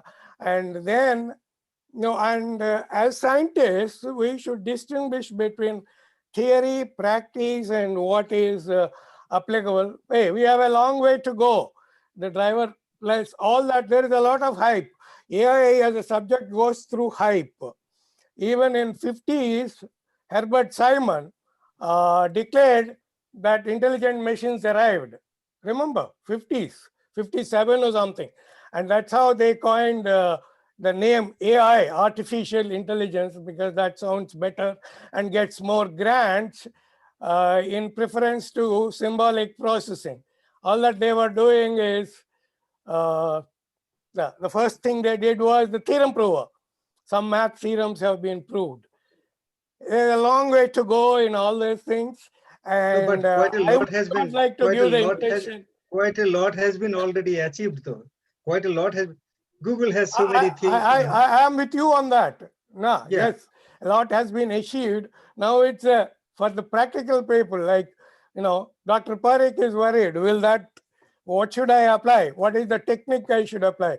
Now, everything boils down to an algorithm, including the statistics, right? And people are trying to build bridges. The non-parametric statistics guys came into AI because, hey, we were doing it earlier. We are not making so many assumptions about the underlying distribution. There is that subject called non-parametric statistics. And then, of course, those who actually struggled with machine learning, and there are enough problems there in hyperparameter tuning and to get good results. And Dr. Parikh raised that question, out of sample predictions. Well, that is the touchstone of everything, right? Because that's built in. Yeah. Professor Ashok Rudra taught us in ISI, if there is scatter, you can, if there are n plus 1 points, you can filter n polynomial and it's exact. But sample predictions will be horrible. This is basic statistics. Same problems the neural network guys also have to face. Everybody is facing. And a lot lot of experimental stuff that's going on, and a lot of proprietary stuff. I don't know. For researchers, there is no way except to look into it deeply, both the theory part of it and practice part of it, and take a stand. Well, this basically amounts to no hype, but a lot of hard work still. And for economists, the proprietary part and then the reproducibility part, I have one comment to make there. Yeah. These machine learning techniques actually developed by Google and so on, let's say the deep learning and so on, those are publicly available. The problem is that if you are using TensorFlow and so on, so they are like, just to give an example, they have built those programming in such a way that your initial weights, let's say, will be given you'll be choosing randomly, let's say. So you cannot reproduce. That means, the same person running it twice will get different results, for instance. Maybe some other, there are other ones. You don't have to use TensorFlow. There are Piano. There are some other ones also you can use. Yeah, similar packages are available from other. See, they are open sourcing some parts. Okay. And from that, there is a lot to learn. I mean, there's no escape from struggling with your own problem. You can program it. You can program it. And what are the relevant, what are, like Dr. Kirit Parikh asked, hey, how is the gender relevant? Maybe not. Programming part is not really fair. Actually, programming part is not problem. The problem is to train it. You need huge amount of data and huge amount of computer memory, computer graphics and all that, because learning takes quite a lot of time. So that's where is the problem. And but the computers are becoming much cheaper. The work that I did, actually those didn't take really that much. Not this particular one. I mean, I have done some other one. I've seen that is not a really that much of a constraint. But I think there is a lot of scope for applying though. And I already gave you some examples. Yeah, I'm with you on that. I also heard that Kejriwal has done for his hospital, some of the hospitals he has done. And actually, I do plan to, go to West Bengal. Actually, I think I have some connections there. I'm trying to, maybe Kirit can also help me, that if I can get some data from hospitals, I approach some, my brother, when he was at Tata Memorial, the cancer hospital, I was approaching those people if they could give me the data so that I can use that to, check these kind of models, exactly how they perform and all that. It's the data itself is proprietary and it's very hard to get those data. So unless you have, this is particularly for India. I mean, here there are quite a lot of data sets. I wanted to work on India and how to improve maybe the, the health of the poor people in villages. And I think just like in education, actually, the remote learning and all that, why these online things are important for education purpose, there is a lot of literature there. And I'm pretty sure the health will be one of the very important area where people can contribute. I suggest we close this, because you guys in the morning are full of ideas and you can go on discussing this forever. So I think we are towards the end of this and almost mid 8:30 here. Right. So okay. Good time to close. Yeah. Thank you everyone for joining us today. This is the second last session, and we'll be closing it in the next session on next Saturday. And thank you for joining us for this very interesting session. Good night from our side. Good morning. Yeah. Bye-bye. Good morning. Good morning to others, to the people in US. And good night from here. Bye-bye.